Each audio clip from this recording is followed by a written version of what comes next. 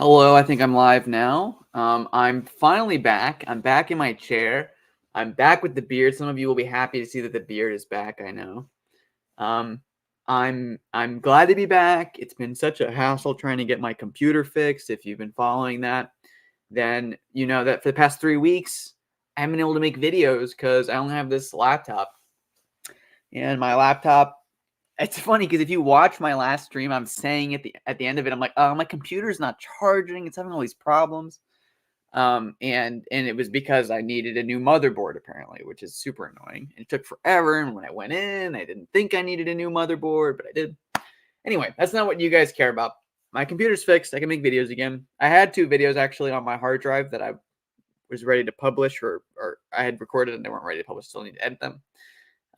That'll come up soon on the channel, hopefully. Yeah, so those will be out. One of them is on presuppositionalism. One of them is on women's ordination issues, especially in the Anglican Church North America, because that was what everyone was debating at the time when I recorded that video. And then actually, while I was gone, again, that issue came up on Twitter, and there was the whole Calvin Robinson debacle and all of the issues with that, which I actually recorded that video before all that happened. So interestingly enough, that'll probably be pretty relevant. Okay. And then the main topic of this video is going to be the future of the channel. If you follow me on Instagram or on, if you're a local supporter, or if you follow me on Twitter, which I have a Twitter, I feel like nobody follows me on Twitter, which is fine. Thanks, Javier. Yeah. Okay. Yeah. But I'm trying to transition my account. It still says Young Anglican on YouTube. I'm trying to transition my account away from being called Young Anglican. And everybody's got questions. Why am I doing that? What's the point? What's sub umbra, right? So actually, I think it'd be in Latin, it'd be pronounced sub umbra, right? And the full phrase in Latin, sub umbra alarum Domini, means under the shadow of the wings of God, or of the Lord. And it's a reference to Psalm 91, which I love Psalm 91.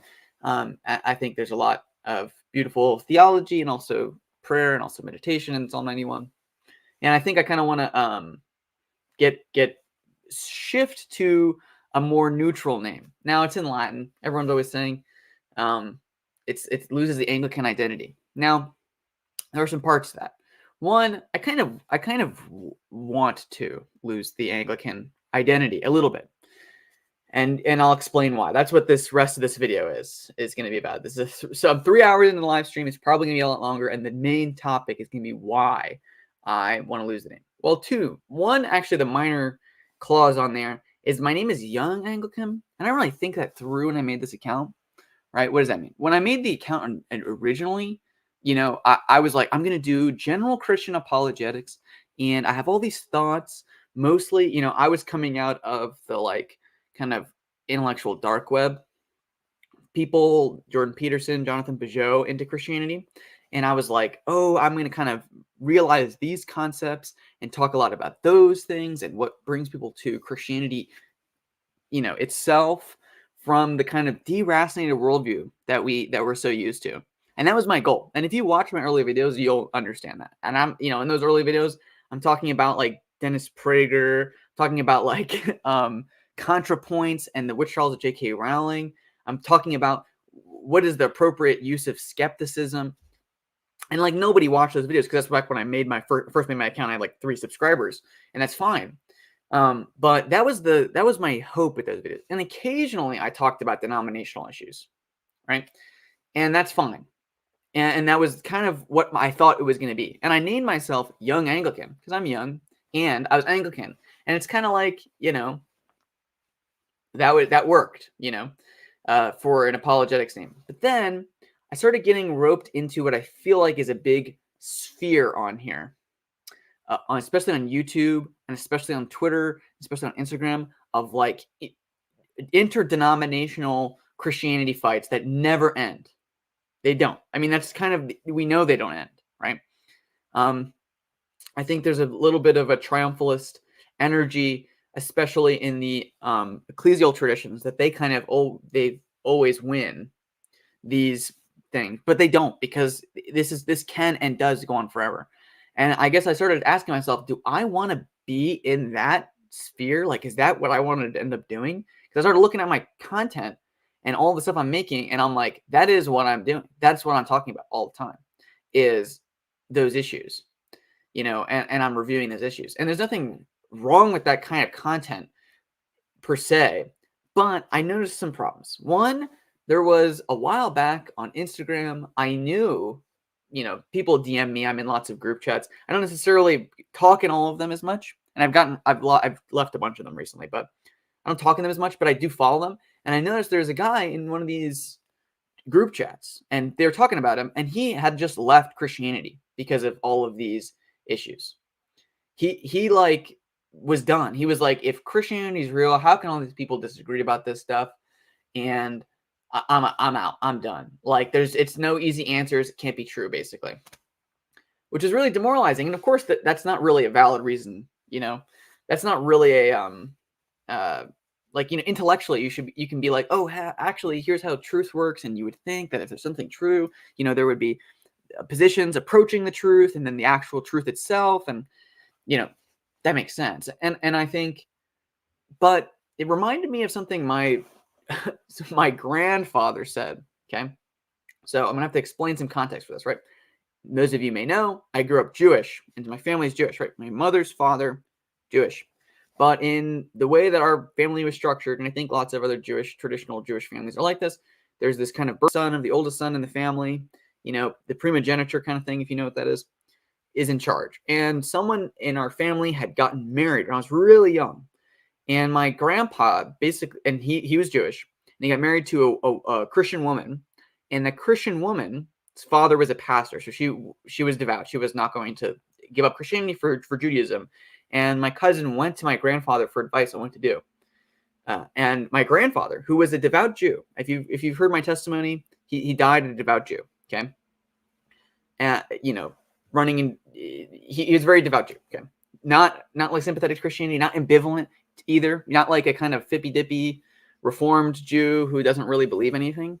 But he said to him, his advice was convert to Christianity, because his worry was if the kid grows up in a divided house, if they raise children, their kids will grow up, and instead of realizing the things that his parents agreed on, right, that there is a God, that the Old Testament is inspired, all these things, what kids notice in a divided household is the divisions. They don't notice the similarities. They don't notice the agreements. And, now that I'm like really into theology, you could be like, oh, do modern rabbinic Jews worship the same God as Christians? That's a whole other debate. But basically he's saying, don't throw the baby out with the bathwater, basically. And he said he would rather, in his opinion, they grow up Christians with faith than nothing at all, which is what he thought the kind of natural consequence of growing up in a divided house was. Okay. And I realized that there's a lot of wisdom in that. People don't notice two fighting people. They only notice the subject of the fight, of the dispute, right? So the fact that all of these Christians can acknowledge that Christ is Lord, and all of the ones that in these debatospheres and the denominational battles, they all understand the Trinity. They all understand all these issues. They all consider the New Testament canon as infallibly spoken by God through the prophets, right? Most of the Old Testament we agree on, right?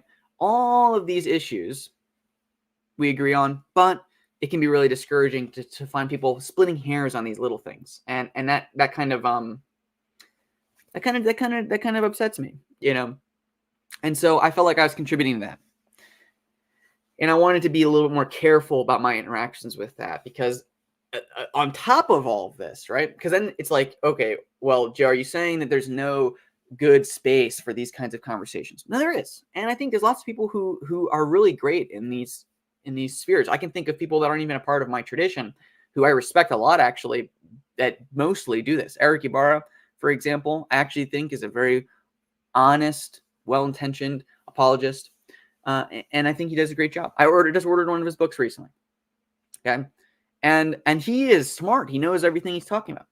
Now, I do not know everything I'm talking about. I put in all my descriptions. I talk about this all the time. I'm not a theologian. I'm not trained in theology. This is just a habit for me. This is just an interest, theology. And the things that I do know a lot about, I feel like I should talk more about. You know what I mean? Like there should be a little bit more correlation there. And I do have content on this. If you haven't seen them, I do have videos about, history. American history specifically was my major in undergrad, right? And some of the social changes that went on there, kind of sociological, interesting things I've thought about. One of my favorite arguments I've ever made is like a 1 hour and 12-minute video that's from way back when I first started my channel, when no one was really watching, about how Christianity is true, like it's not a myth or whatever, and how just a really complicated philosophical argument for God, basically. And I was really proud of that video. And then I realized, I'm like, now I have this platform, now that I have talked about these things. Am I doing that? Am I doing the stuff that I was really proud of, the videos that I was really looking forward to? I'm not. I'm just focusing on issues of nitty-gritty theology that I don't really know a lot about. So I wanted to back off from that. But I think it's kind of like my name in a little bit invites talking about those topics. You know what I mean? If somebody looks up Anglican, why you should be Anglican on YouTube, my videos come up. And I'm not taking them down. So that's not, you shouldn't be worried that like, oh, he's never going to talk about these denominational issues. I even probably still will talk about my thoughts on theology, especially as I'm kind of starting to think about them more in my own way and in my own practical sense. The last realization that I had that really kind of stuck this on me, that I kind of wish more people thought about in these conversations, is, we have the example of the Bereans testing the leaders, the teachers that were brought to them by the scriptures, basically the message. They're testing to see if in that passage, in my opinion, they're basically seeing if the fulfilled prophecy, the messianic prophecies, were fulfilled in Christ, and it checked out. And so they trusted Paul because that's what Paul was preaching. But I think what we all sometimes start thinking in our heads when we are looking at these debates is the way we're supposed to, live as followers of the church is we're supposed to follow extremely complicated arguments about Pope Agatho's statement, or the sixth canon in this ecumenical council, and what they say about this or say about that, or jurisdiction. And there's place for that. Don't get me wrong. I do think those things matter. But the tool that Christ told us about false prophets versus good prophets is fruit. And you can say, in one sense, a type of fruit is theological consistency, these kinds of things, historicity, rootedness, biblicism, clear familiarity with the Bible is a good fruit of a teacher. But I was really personally convicted. The church that I attend is doing a church fathers reading, and we read through the Didache, and we got to the part where the Didache talks about bishops and deacons, and basically says how you judge them, and it brings it up, is that you judge them by their fruits. But the fruits aren't like an intense theological controversy. And this conviction of mine that I think I've been having recently is that I this is not a defeater by the way of sola scriptura, but I do think there is a difference, that there was a negative expectation in especially American Protestantism that's evolved over the last couple hundred years, which is that you don't give teachers the benefit of the doubt, and you don't separate the individual person from a teacher. Every person is their own theological might, and that causes this kind of division I was talking about before. And it's actually spiritually hazardous a lot of times. I can think I always find it funny, but like, again, going to American history and American Christian denominations, you can find like the Church of Christ denomination, or some of these, or the non-denominational movement in the recent period. There is this understanding actually too, that, oh geez, all of these divisions are actually bad for us spiritually, and we should get ahead of them. But without the rootedness, right? What are these? What's their resort, right? Non-denominational Church of Christ, which is really disciples of Christ, but are really Campbellites. Their hope is to get back to the early church by just reading scripture and not having a hierarchy, and all these things will solve these problems. But if you have ever lived in the Christianity, 200 years after the founding of the Church of Christ, the Campbellite movement, they didn't unite Christendom. You know what I mean? Like, they didn't solve the division problems. In fact, they just made a new denomination. And non-denominationalism didn't solve the denomination problem. They just made every church their own denomination and then moved on. And also kind of have a very thin theological rooting for their churches. I think, and that's not even to say that all evangelicals are like that. I just think that there's this tendency in some parts of Christendom to be that way. And I think that's bad. And I think that's not how we're supposed to see ourselves as members of the body of Christ, is that we just go around and every doctrine we're handed from a teacher, we respect the teacher if we can go into scripture and we can find everything that he says ourselves independently verify, right? Versus finding a teacher and saying, what are the fruits of this teacher, of this denomination, of this, all these things? What are the fruits? That's what we should be asking. Is this, people can abuse this, I think, too. But is this a thriving church? Are there new disciples every year, right? Are there large families? Is it growing? Is the rhetoric produced by this church, gospel centered? Is it really, evangelizing? Is it making sinners repent? That kind of stuff. It are the fruits that we should be seeing in the kingdom, right?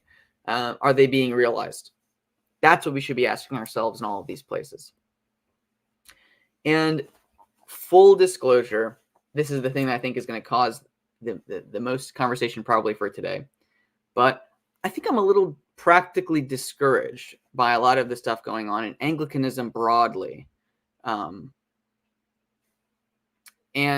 it's not that I'm like, I don't want to associate with these people, but it's just like, I'm discouraged. I'm discouraged. I was discouraged by a lot of stuff that's recently happened in our denomination and in Anglicanism more broadly.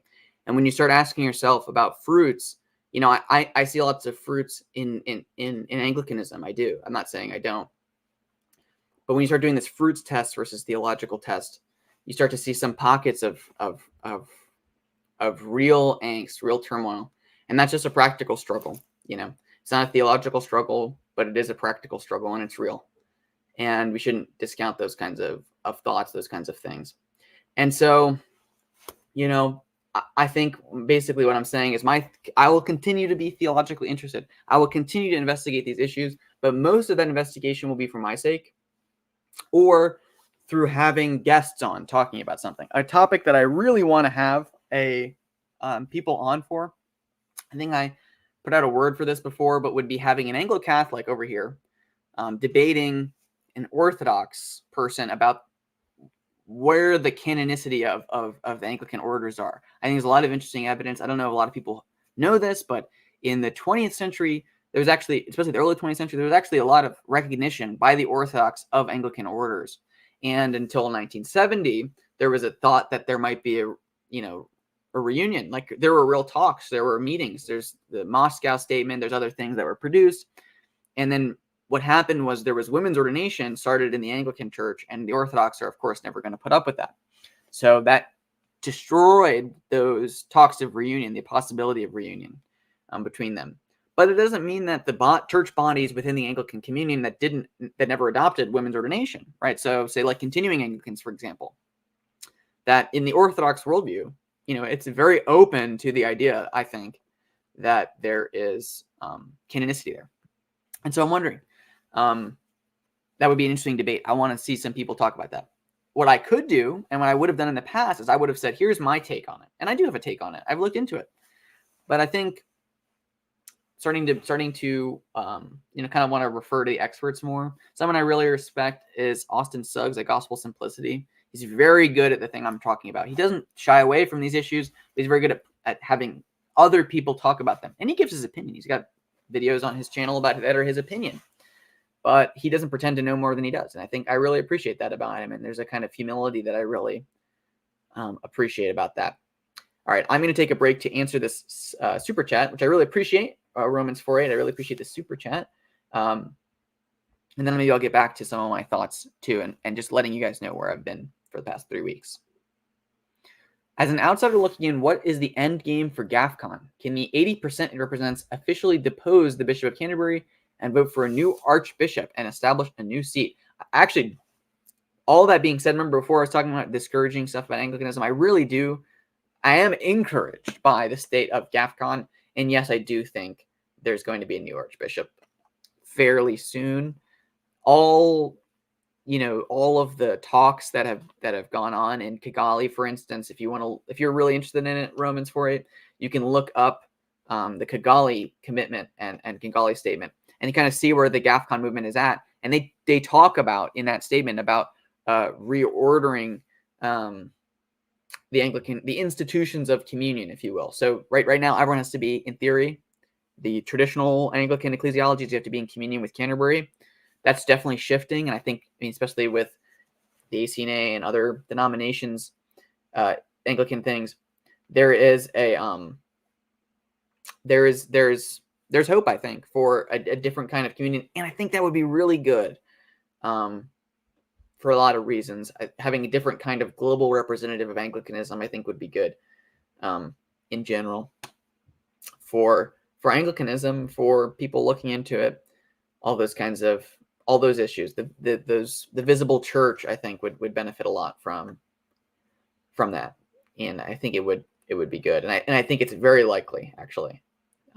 Thank you for the super chat again. Yeah, I'm going through the comments now before I get back to what I was kind of saying.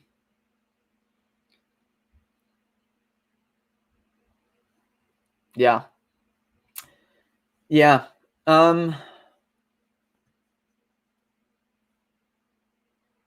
Yeah. Thanks. I appreciate this comment. I really like your channel, actually, and I think you're actually doing a very good job at this kind of platforming version of denominational conversations, Javier. And if anyone watches my channel and doesn't watch Javier's channel, they should. But you're very good at you have your own opinions, and it's very clear, and I appreciate that. But then also just platforming other people as well who have kind of their opinions. So it's more of a discussion, I think that's very good, and it's very positive. I also appreciate your channel because I do think there's an overwhelming difference between the amount of Catholic channels that are showing all the Catholic conversions and Orthodox channels showing all the Orthodox conversions. And there's really just not that for Protestantism in any concerted way. And there's just a lot. That's kind of the nature of Protestantism. On the other hand, especially non-Anglican Protestantism, I got to say, of this lack of institutional coordination. Just practically. Although I will say, I think Lutherans are pretty good at it as well. And the LCMS is a good example of a strong Protestant denomination in the United States, I will say. And everyone knows I've got a little bit of Lutheran sympathies. Okay. Again, I'll answer any super chats, but I'm going to keep talking about what I wanted to talk about today. And I wanted to just kind of be honest about my feelings about Anglicanism. And the analogy that I thought of that I'm wondering if this has any resonance with lots of people in this situation is, imagine a man picked up an old diary, but he didn't realize it was old. And he read this diary from cover to cover, and it's a woman's diary. He reads the whole diary, finds out about this woman's life and personality and aspirations and history, and he falls in love with this woman. But he doesn't realize that this woman is dead. She's from a previous generation. She doesn't exist anymore. The only people that are around anymore is her granddaughter, or the guy who fell in love with the woman through the diary can go out and find other people who are close to the woman he fell in love with in the diary. And I think that's kind of what it's like. Maybe I'm wrong. I saw a tweet that was like, Anglicanism is it's so over, we're so back of denominations. And I feel that. And that's kind of what I'm talking about. I think so many, at least me, I feel this way.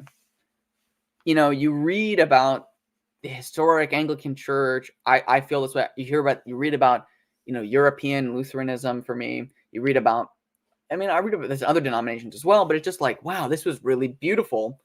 And it was really institutional. And it was really, liturgical. It had a right place in society. Anglicanism especially has this, it's hard because I think at one point it was an established church, and so the kind of allowance for multiple strains was a strength in that sense because it was meant to unite disparate groups that could have their different opinions in different contexts. In an American context, sometimes it feels like, I think the Episcopal Church very much was this way, but basically if you liked high church aesthetics, you would become Anglican. And if you were convinced of apostolic succession and things like that.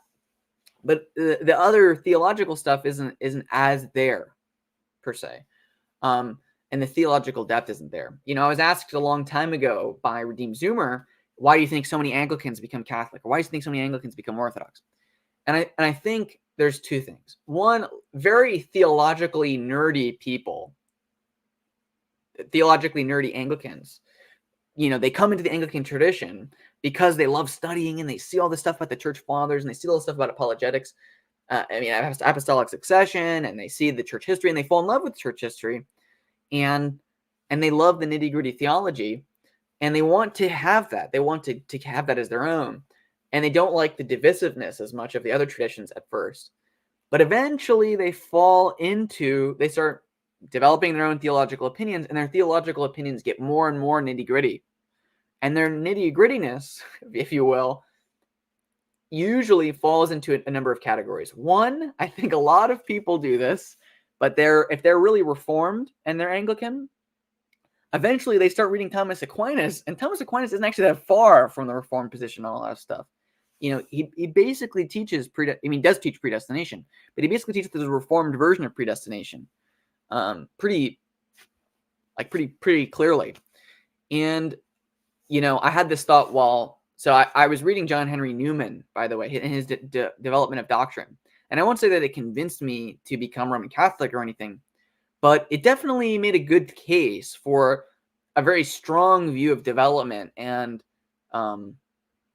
the desire for that development, and that it's even Protestants acknowledge this kind of need for development, right? That the image that kept coming back to me was the idea that Christ and the church and the rock are the cornerstone. They're the foundation, and the tower is going to keep getting built. The rocks are going to keep getting added to it.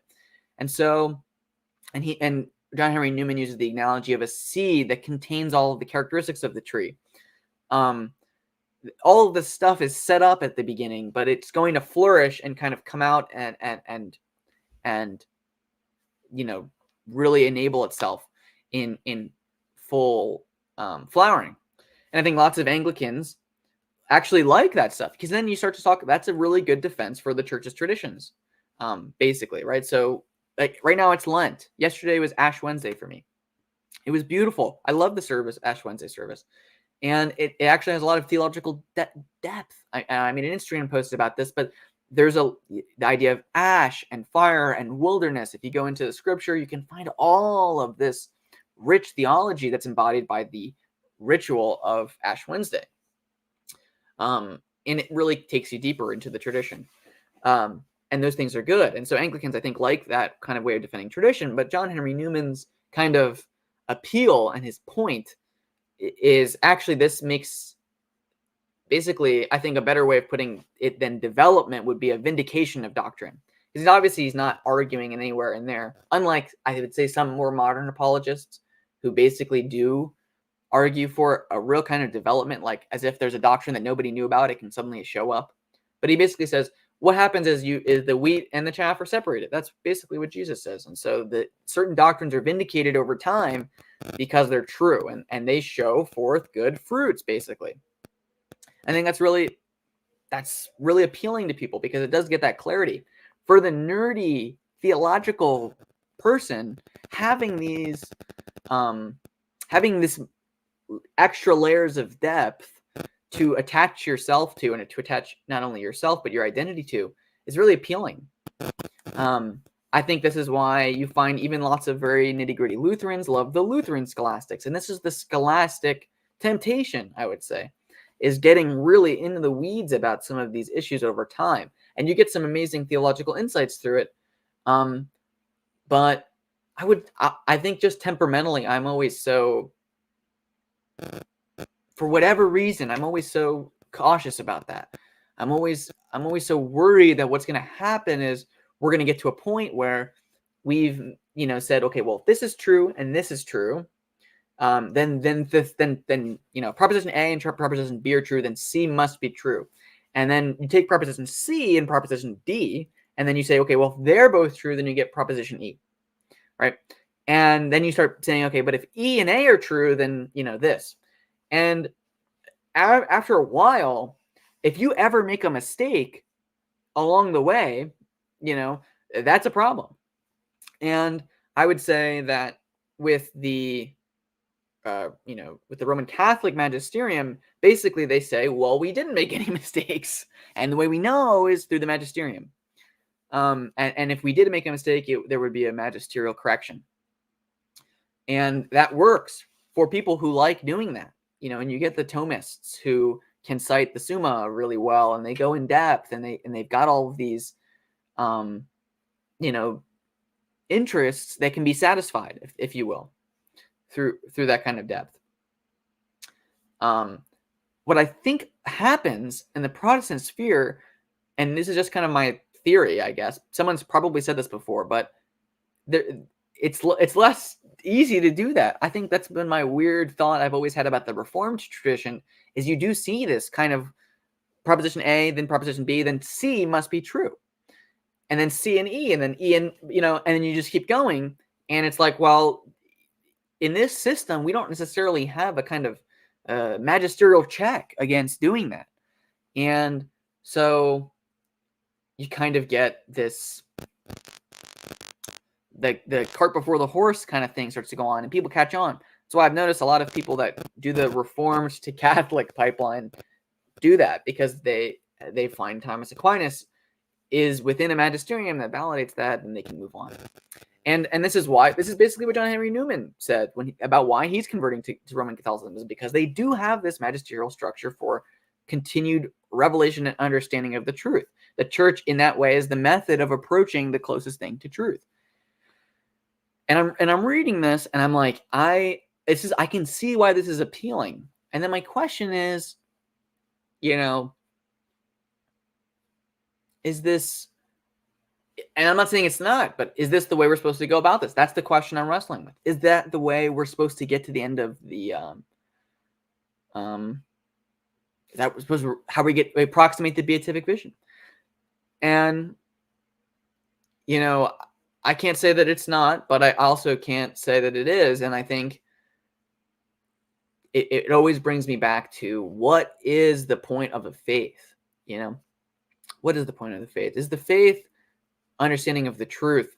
Something I thought, and this is, I'm just going to keep talking. So if you get bored with this stream, be bored. Or if you have a comment, share a comment. I read the comments, and I will reply to any super chats or anything. And if I find a comment I like, I'll probably reply to that too. But, I was reading the other day, an exposition on the Orthodox faith by St. John of Damascus. And I like it a lot, and it's super cool. And then my favorite part is when he starts talking about the constellations and the planets, and you're like, wait, you were just talking about the role of angels in the cosmos, and you're just talking about the Trinity, just talking about all these things we would today associate with, faith and morals, and the faith and orthodoxy, lowercase o, orthodoxy, right? But then he just starts talking, okay, and so we know that there's this many stars in the planets, and this is how water and fire and earth and air works, and some of the things we might scientifically say today not necessarily true, right? But that's in his exposition on the Orthodox faith, are scientific facts as well. And to him, it's this is how you understand the whole world. That's what the faith is. It's your understanding. It is your lens for interacting with life and with creation, with everything is your faith. That's what the point is. So if you're looking up at the stars and you're trying to circumnavigate the globe, right? Because he talks about how you can use the stars, right, to tell where you are and which one's north and which one's west. And if this constellation is up, you know that it's this month. He's talking about all that. And that's because that's literally about your orientation in the world, And he talks about fire as a fact of science, but then he also talks about the biblical significance of fire. He talks about water and the physical facts about water, and then the biblical significance of water. And there's just something about that kind of made it click in my brain about how we're supposed to kind of look at the faith. All right, excuse me, I'm gonna take a sip of my water.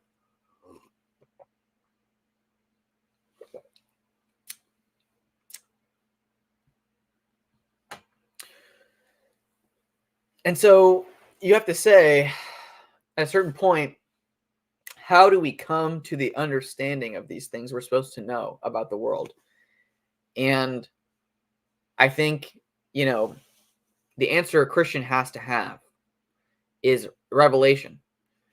That, I made a silly tweet the other day about how I'm becoming a fideist, and it's like the werewolf ripping his shirt off, like, oh no, I'm becoming a fideist, and it's not really fideism proper, it's really not. But the Christian understanding is that you actually can't. I would say you can't. There are certain things about the universe, certain laws about the universe, you can't divine on your own through your own logic, and relying on your own logic is bad. I mean, there are lots of, I would say, exhortations in Scripture against this kind of reliance on our own wisdom. That's a bad trait. And to a certain, and I actually, one of the videos I recorded before my computer went kaput is on presuppositionalism and my sympathies for presuppositionalism. I don't think I would call myself a presuppositionalist, but then I get it. I think there's actually something true there. And there is something that we have to say to the person we're evangelizing about the way we even come to know truth is in part just direct revelation. We would not be able to know things unless God told us those things. And God, unless God gave us a method of understanding and coming to the revelation of these things. And so I come back to this. The appeal of these magisterial traditions is that they say God did give us a method for understanding some of the things not contained within Scripture about faith and about the world. And they work themselves out. Now, it's interesting because if you actually read Newman's doctrine, the development of doctrine essay, it's very long, but it was written initially before Vatican I. And so when you get to the section where he talks about how we come to divine revelation, he doesn't actually put a lot of emphasis on the Pope. He doesn't. He does. I mean, but he doesn't go all out. And he doesn't really give a fiduciary Vatican I definition. And what he says in a footnote after Vatican I was published is nothing has changed from what I said before. Don't worry about it. This is totally coherent with Vatican I. Even though he barely talks about the Vatican I papacy in his doctrine essays on the development of doctrine. All right. Okay. So I'm sitting here and I'm thinking, okay, so we've talked about the magisterial way of sorting through revelation and coming to revelation. And I think the second thought that a lot of people are having today, and I do not see as well as I would like Protestants really tackling this and in a satisfactory way, is you guys, Protestants, do actually not have the mechanisms for maintaining these in a strong fiduciary sense, right? So when I go back and I say I went through the diary and I read the diary and I fell in love with the dead woman, right? And then you want to look for the woman today. How did we get there, right? And what I will say is you can find traditions that are good at preserving that doctrine and that lived faith, because it's not just about doctrine. That would be my thought about the Lutheran way of thinking. Is I feel like there's a lot of Lutherans who are like, it's the doctrine that must be preserved and unchanged over time, and then that will just live itself out in the life of faith. And I don't doubt that there are very faithful Lutheran parishes. I don't doubt that at all.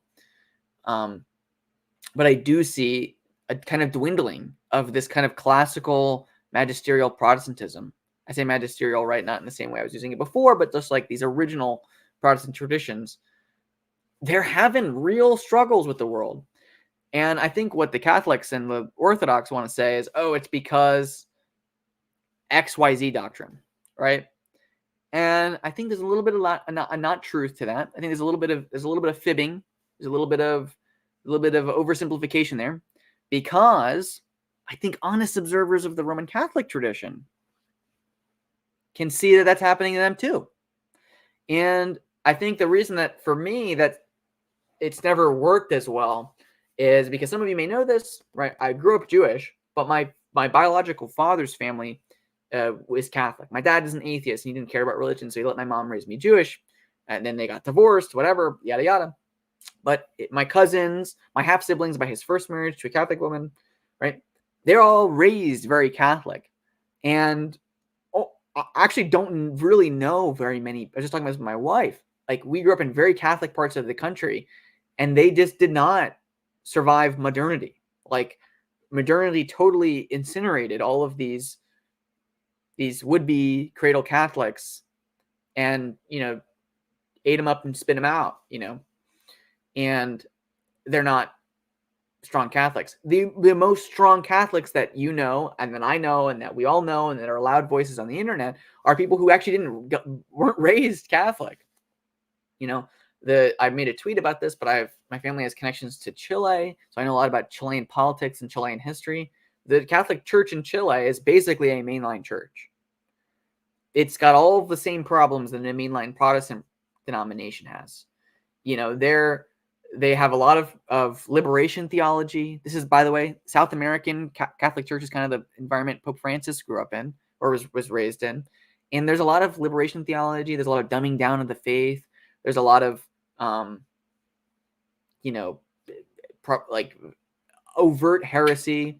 The way my dad described it is, you would talk to like a priest, and you would be like, you believe in God, right? And they would be like, that's not the important part. Or they would say weird obfuscating things. If you've ever been in a mainline church, you get this a lot. You know what I mean? Of people obfuscating these clearly actually serious matters of faith. And you get that in these countries as well. And it's definitely a Western thing. And it's a Western culture thing that they're going to have to deal with. And I think good Orthodox and Catholic apologists recognize this. Hello, other Paul. Great to have you. I love whenever you guys are in my comments. I love seeing people that I watch on YouTube in my comments. Maybe that's weird of me. Maybe I should be a little more humble, but it's always so cool. Okay. Anyway, so it's like, okay, we got to wrestle with these things. Now I lost my train of thought. I'm going to take a little sip of water.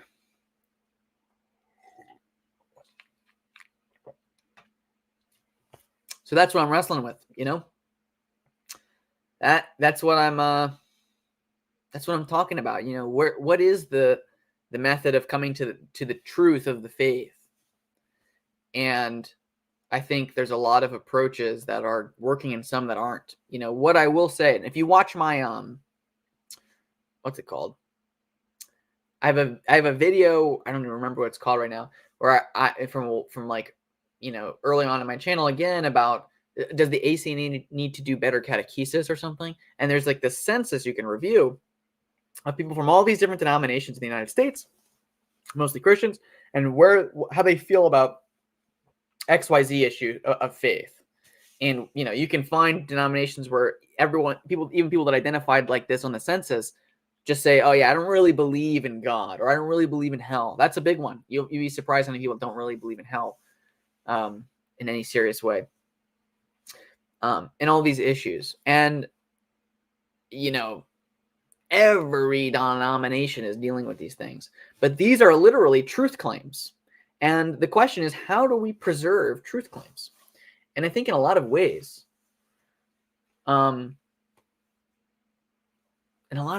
it's clearly not easy for a lot of us. And this is kind of my Christian winter thing that I've been thinking about, Like, if you think that we're on the brink of, in my opinion, if you think we're on the brink of this explosion of ease, I see lots of people that talk about like, oh yeah, there's going to be like a civil war or something. Sure, that's fine. I totally believe that. But we'll win that civil war, and then we'll make a peace, and then we'll make the based version of America or of whatever country they live in, and everything will be awesome. And it's like, I don't really think that that's going to wrestle with whatever the underlying problem was, that created the thing we're dealing with. Another video I have that you should totally watch if you haven't is my one about the Green Revolution. Like, we are living in material conditions most humans have never lived in. And if you thought that it wasn't going to have an effect on the way we think, act, and live our lives, like, buckle up. Like, it's going to make us weird when we live in a weird way. Humans have never lived in the amount of density they live in today. Humans have never been this dominated by service industry living, right? Think about that. How many people do you know, like, think about their jobs? They work in a service. They don't work in a manufacturing job or a real job that takes discipline or in a different way. And it's not that that's bad. If you work in service, that's awesome. I'm glad you got a job. But it's going to make people different when they have different modes of working, modes of living, modes of thinking. And how do we wrestle with these things? How do we come to persevere in the faith and in the truth through these things? Like, what is the actual way we're going to do that? I think so many people want an answer to that. And I think so many people want it to be easier than it is. That's not to say these denominational questions aren't important. And if you've been watching this whole way through, you know that I've made that disclaimer a couple times. But it is why I think I need to have a lot more meditation on this. And that's why I'm going to distance myself in a lot of ways from associating with this kind of intense denominational debate, here or there. I know this stance. This is my stance on the Eucharist, and here's why you have to believe it. I'm not fit for it. I just am not fit for it because I don't think I have the approximating ability to really deliver that in the way that it's supposed to be delivered. Got another super chat. Thank you, Eddie. Yeah. The issue for me is that epistemological, it's a hard word to say. I know what it means, don't worry. Like the way we come to know things. Epistemological certainty and rigid dogmatism clash with faithful living. Kingdom, mission, and cross doctrine, excessive push to either, and you miss the gospel. I think that's definitely there too. I think there's this, I've had this conversation, if you watch a while back, one of my last streams, and the other Paul was on that for a little bit, but there was this kind of like reformed doctrine. I think there's this weird difference between, being theologically true and being prudent. You know what I mean? This is maybe going to give me some hot water, but I know a guy who grew up in a reformed or grew up familiar with Calvinism, and he basically, that was like his core struggle with believing Christianity because he didn't agree with Calvinism. Now you poke all kinds of holes you want in them, right? But it basically made him ignore the issue of, am I a sinner who needs God? Because then when he started asking himself, am I a sinner? He could not find the personal blame for himself. Do you know what I mean? Like he couldn't associate the blame with himself. And what a reformed actual theologian would do was he would say, oh, actually, sorry about that. Oh, you don't understand. You have these two potencies, but God just actualizes one of your potencies. So in that situational perspective, you have free will. And ignoring the fact that most reformed pastors aren't going to make that delineation for him, it doesn't materialize in the same way on the ground level. And that's why I think, I wouldn't even have that much, I don't really anymore have that much problem with Reformed theology per se as being, cosmically true. But there's a kind of situational truth, right? When prophets in the Old Testament and the New Testament tell somebody to make a decision about their life, they don't qualify it by saying, but actually you don't make a decision because blah, blah, blah. Like there's just all of these rebukes in Scripture to make a decision. And a good Reformed theologian or a good Reformed scholastic, a good Thomist even, will make a difference and say, actually, positionally, you are making a choice, but God is the author of everything. So you go. The interesting thing, I'm referencing all the stuff I'm reading because I'm reading a lot, which is good. I'm hoping during Lent is to read more too. But if you read St. Augustine's Confessions, he starts off his Confessions, which is a meditation on sin and guilt. The entire work is. And he starts it off, the whole of Confessions is addressed to God. It's basically a prayer. And he starts by talking about, is God immediately present in different ways? How is God present in one way here and in a different way here? And wrestling with that. He doesn't really give an immediate answer, but it's the same question that I was reading Exodus. I've got my ESV study Bible. I was reading Exodus a bunch of months ago. I made a video about the tabernacle when I was doing that, if you want to watch that video. But there's a comment about when God is leading the Israelites through the desert, there's like this cloud, and it eventually hovers over the altar. There are ways in Scripture that God is more present in one way and more responsible for something in another way, and we are more responsible in other ways, right? So when John the Baptist says, "I must diminish that he might increase," he doesn't qualify that by saying, "Oh, but actually everything is God. Even I'm God. I'm not God, but even everything I did was God anyway," right? He doesn't do that. Even if it's true, even if John the Baptist knew that, understood that, he still has a positional kind of way of talking pastorally that's more helpful to people because it's true positionally. Because if you actually get down to the nitty-gritty, even if you make a choice to become a follower of Jesus in Reformed theology, it positionally looks like a choice. And positionally, you could take credit for it. But the idea is, oh, you can't because you have to understand the doctrine of predestination. But then if you truly understand the doctrine of predestination, in my opinion, you could come back to, basically I've talked about this before, but justification by works. I won't get into it, okay? I think that's basically what happened to the Puritans. Hi, Redeemed Zoomer. Everybody loves my streams. I'm so happy whenever I see people like this. I know he saw that I changed it on Instagram, and I am gonna change it. I think this is what the stream is about. If you don't understand why, I've been talking about it for 15 minutes. I'm debating if I'm gonna. I do like my logo. I've had a lot of people comment about the current logo. But I might change the name. I've got so many reasons to change the name, to be honest, that I might.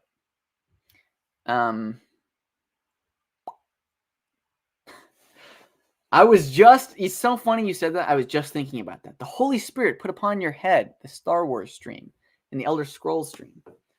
We should definitely talk about it.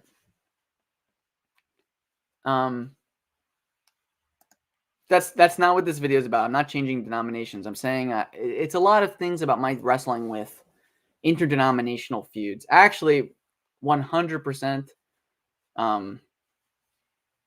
We do need another Star Wars stream.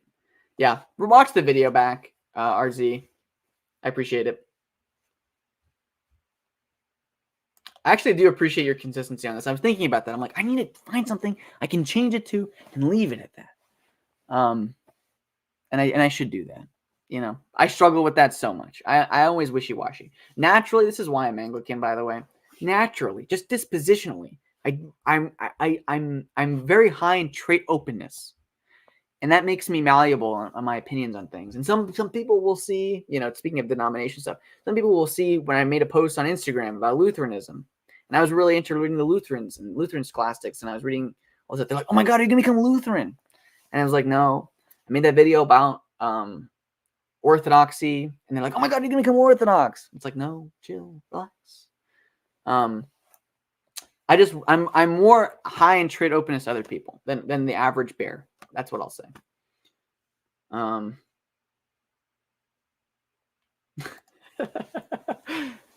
This is good. We definitely will.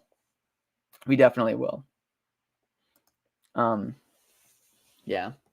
And I'll still talk about denominational issues in theology. That's the bit. Just a lot less.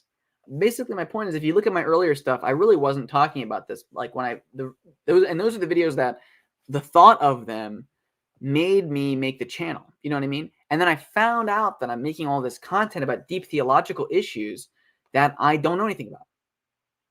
Like, not that I don't know anything about. I really, I look into them for myself, but I'm not a super expert. I don't have any degrees. I don't have any education in this.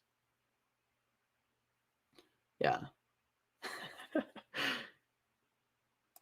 You did not like the ortho logo. That's so funny. I think I've told you this before, but I was debating changing that one, and then we had a stream and we talked about it, and I think you made the comment that it was confusing, which is what made me think I should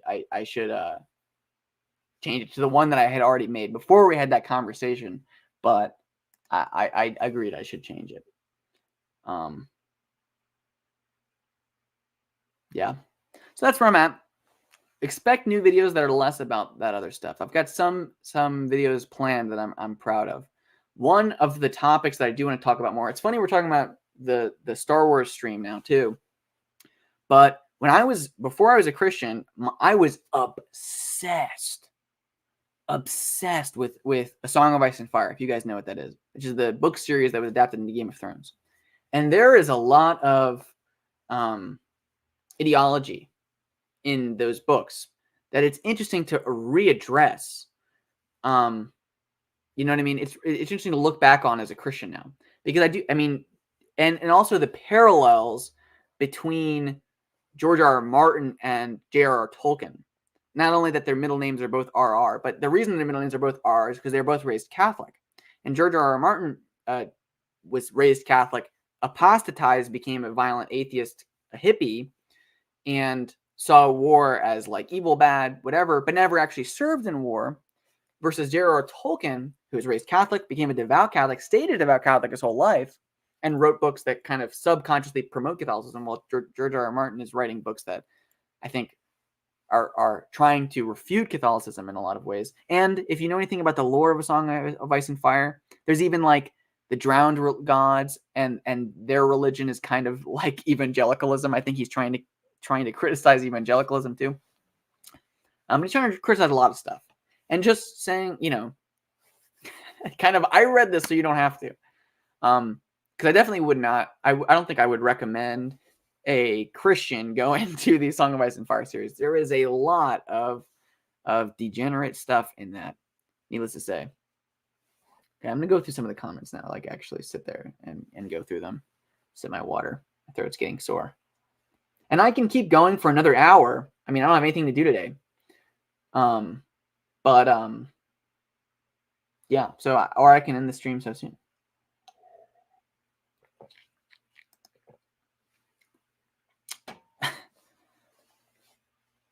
It's kind of true. This is the thing we're wrestling with. I'll read the comment actually. The other Paul said, "You ultimately just need to read the right stuff and read a lot of it.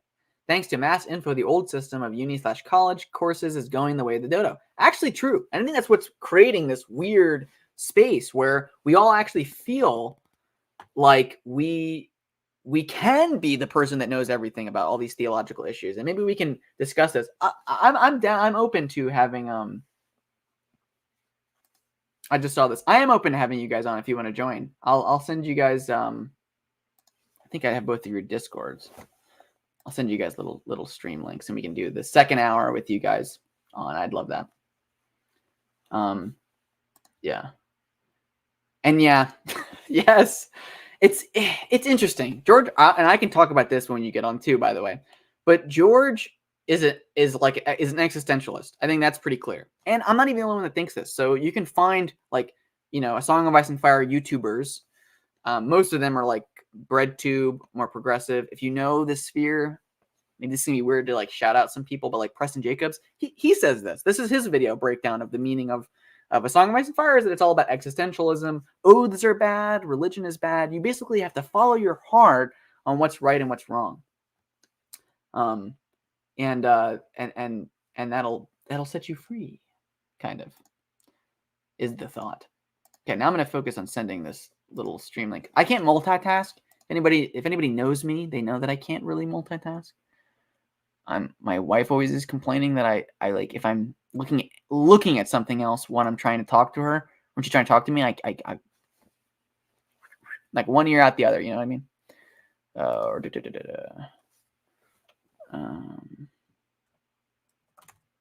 There we go. I sent you the StreamYard link, other Paul. I'll do the same thing for Redeem Zero if he wants to get on.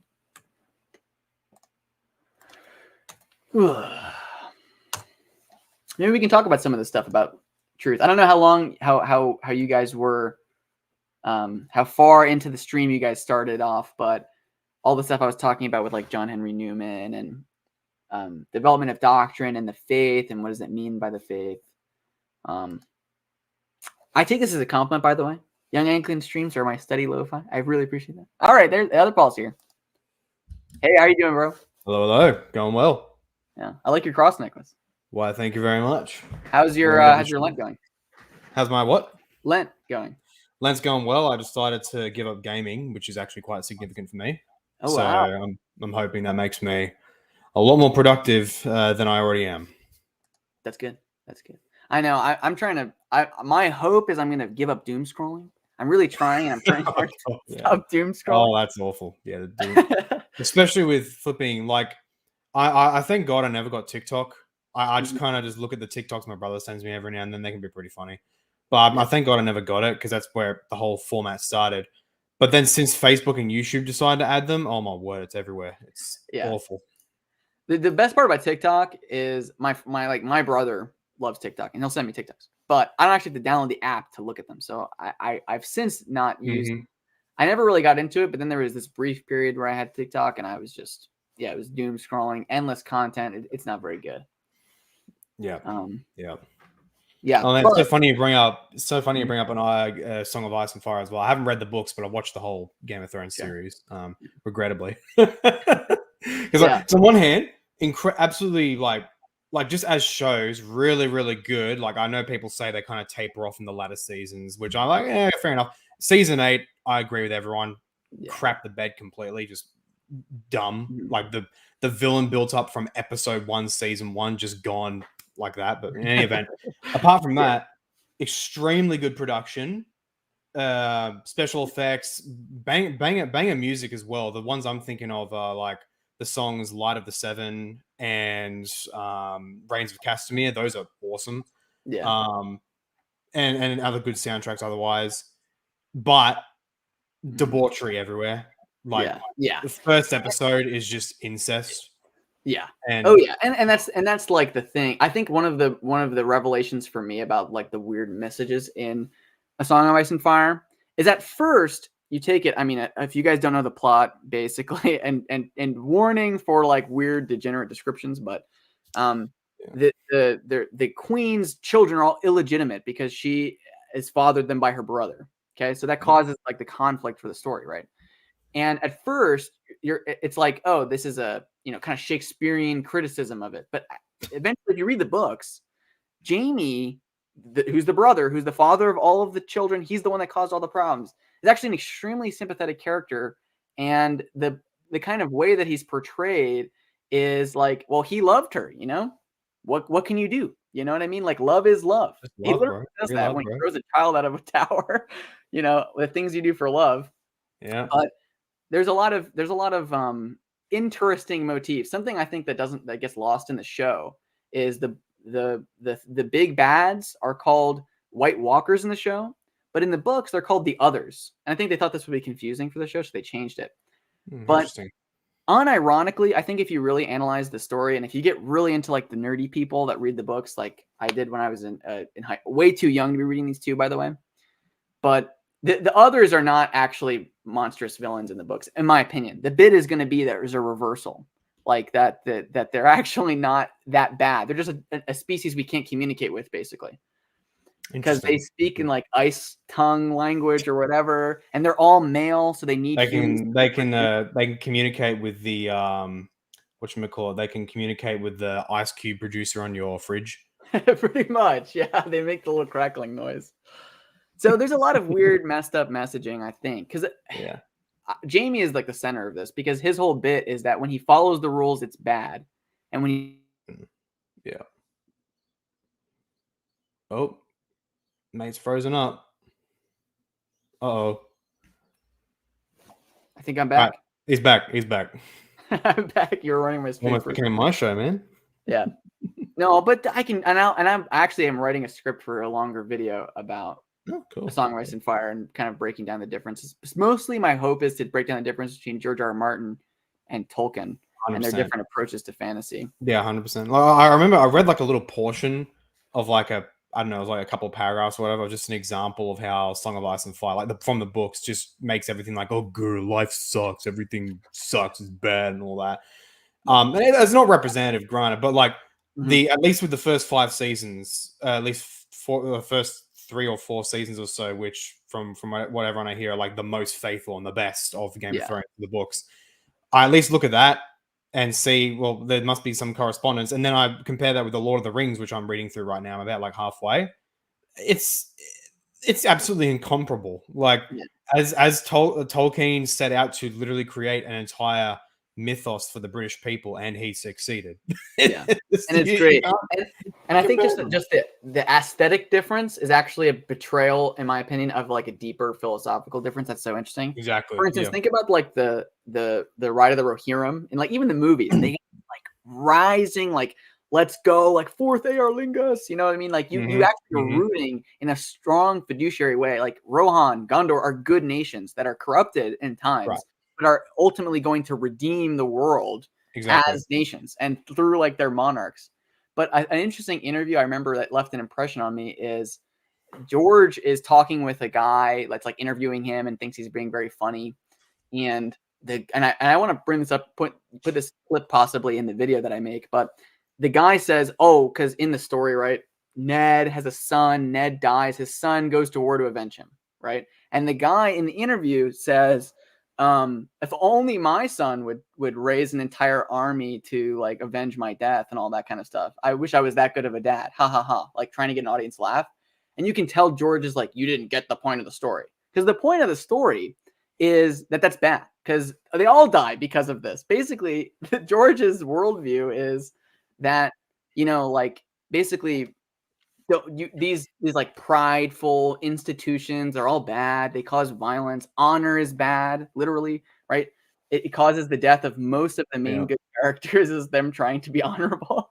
You know what I mean? So yeah, if only everyone just sat around and smoked weed all day, man. That's like you joke, but there's basically that plot. So like there's a character that's not in the show that's in the books named Ares Oakheart. I don't know, I'm not going to go too in depth into this. Hey, Redeem Zoomer. I'm going to quickly so we can talk about something else. But Ares Oakheart, his whole bit is he's a knight of the Kingsguard, and they can't, you know, have a sexual relationship. They can't get married. They can do all this stuff. And he's struggling with keeping his oath. And the bit is that the best time in his life is when he's like breaking it and not caring and sleeping with girls. And like, you know, that's just an amazing part of his life. Totally pointless. He has no purpose in his life, but he's just having a good time.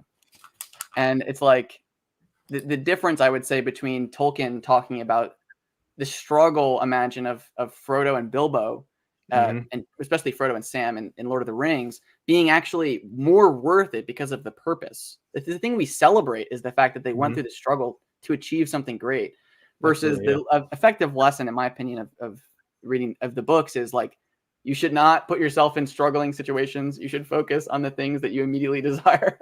And it's so sad and stupid. Ricardo. Yeah. How you doing? Good. I was in the middle of studying for an exam on complex variables. But you always have to talk about Star Wars with the homies, so you can't turn that 100%, down. 100%. And trashing on the failed imitators of Tolkien, people trying to be better than him. Yeah, I'm not sure. I don't know that much about that. I am a Lord of the Rings fan, but a sort of nominal, sort of cafeteria Catholic sort of Lord of the Rings fan. That's actually a question, Mr. YA.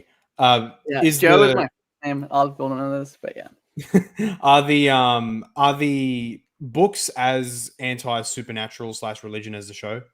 Well, I would say even more. So in the show, the magic is pretty clearly magic, but there are fans that are like super uber fans that basically say any of the instances of magic in A Song of Ice and Fire are actually not magic. They're science. And you can explain them all away. Science, bro. It's science, bro, when that guy can like pray and bring a guy back from the dead at will. That's science, bro. But anyway. Yeah. But like, because in all of those scenes, right, they give the kiss of life. So they're like, oh, they resuscitated him. Of course. Clearly. CPR. But anyway, something I find paradoxically fascinating is how Game of Thrones / A Song of Ice and Fire it's the most explicitly religious yet anti-supernatural, in that religion's a clear theme there. There's religions and there's, oh, look at you heretics, blah, blah, blah. And you have Jon Snow coming back from the dead. And he's like, and they're like, oh, what'd you see? And he's like, I saw nothing. She's my queen. But anyway, so it's the most explicitly religious yet anti-supernatural. Lord of the Rings, or just the whole mythos in general, is the most non-religious and yet pro-supernatural. Yeah. Because with the exceptions like the Temple of Numenor, for example, where they worshipped Iluvatar and all that. Otherwise, in the rest of the stories, you don't have, like in like the Lord of the Rings or the Hobbit or whatever, you don't have, as far as I'm aware, like religious cults they don't go to church on Sunday, religions or temples and all that. And yet the supernatural and the divine is just a given. It's the air they breathe. Yeah, that's the fascinating difference, and that's I think is one of the greatest thematic foundations of Tolkien's work, is how the supernatural and the divine is so fundamental that you don't even have like temples and priesthoods and all that. It's fascinating. Yeah, I think it's funny because honestly, religion as a thing, as a concept, lives rent free in George R.R. Martin's mind. Like if you read his other works too, he's obsessed with it. Like this is the constant thing he's thinking about. He has a short story called Sand Kings about a bunch of people who get these like battling ants who start their own colonies, and the ants worship the people as gods, but the people are horrible sadists and like messed up. Of course, it's like an atheist like Redditor's critique of look how profound my religious critique is. It's going to in A Song of Ice and Fire, it's definitely more subtle if you read it, but unironically, one of the major religions, at least by this point in the books, because they're never going to be finished, but at least one of the major religions is literally a old man in a tree projecting his mind into people to make them believe it. So there's a lot of weird anti-religion stuff, but you're right, it's a constant theme in this book, because he'll never, for whatever reason, probably his strong Catholic upbringing or whatever, he just can't stop thinking about religion. You'd think he'd move on if it wasn't that important to him, but yeah. And Eddie puts it right. Iluvatar is barely mentioned twice in the Lotor in Lord of the Rings, and yet he's ever present in the whole narrative. Yeah, that's basically that.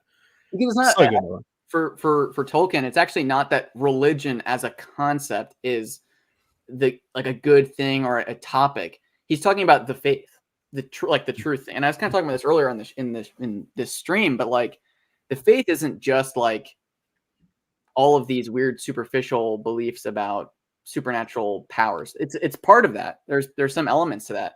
The example I gave is I'm reading St. John of Damascus's exposition on the Orthodox faith, and in that he just starts talking about like the sun and the stars and like constellations and stuff, because he's just describing the world as it is in the Orthodox faith, and saying all this like interesting stuff about planets and the tides and how water works.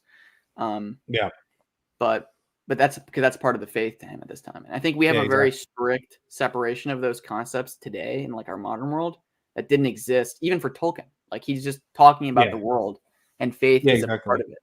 Yeah, exactly. The supernatural is just the world we live in. It's not you barely even have an explicit conceptual distinction of natural and supernatural. It's just there.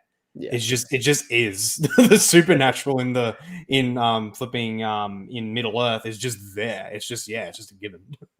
And I think that the interesting part I've always noticed is that even the movies definitely dumb down on the weird supernatural stuff from Lord of the Rings. Like there's no Tom Bombadil, which is just like inexplicable whimsy in my favorite part. But there's no like Bjornings and things. I think that's The Hobbit, if I'm not mistaken. But like the people that turn into bears. Like that's not as much in the movies as far as I can tell, but there is still magical stuff. It's still there, and obviously you have flipping Gandalf the White coming back from the dead, like Jesus moment, basically. Yeah.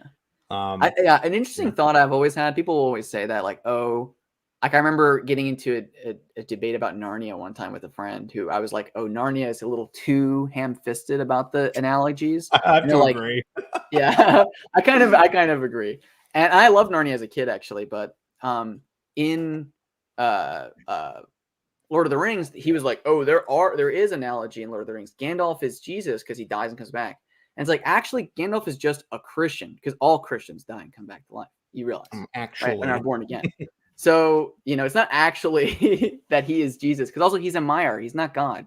Exactly, Is a Trinitarian Catholic. He's not making a Gandalf is Jesus comment here. He's talking about an angel, but like you can draw the parallels, but he's not going to make one-for-one replacements like Lewis, which I heard about that debate between them, and I kind of have to agree with Tolkien on that one.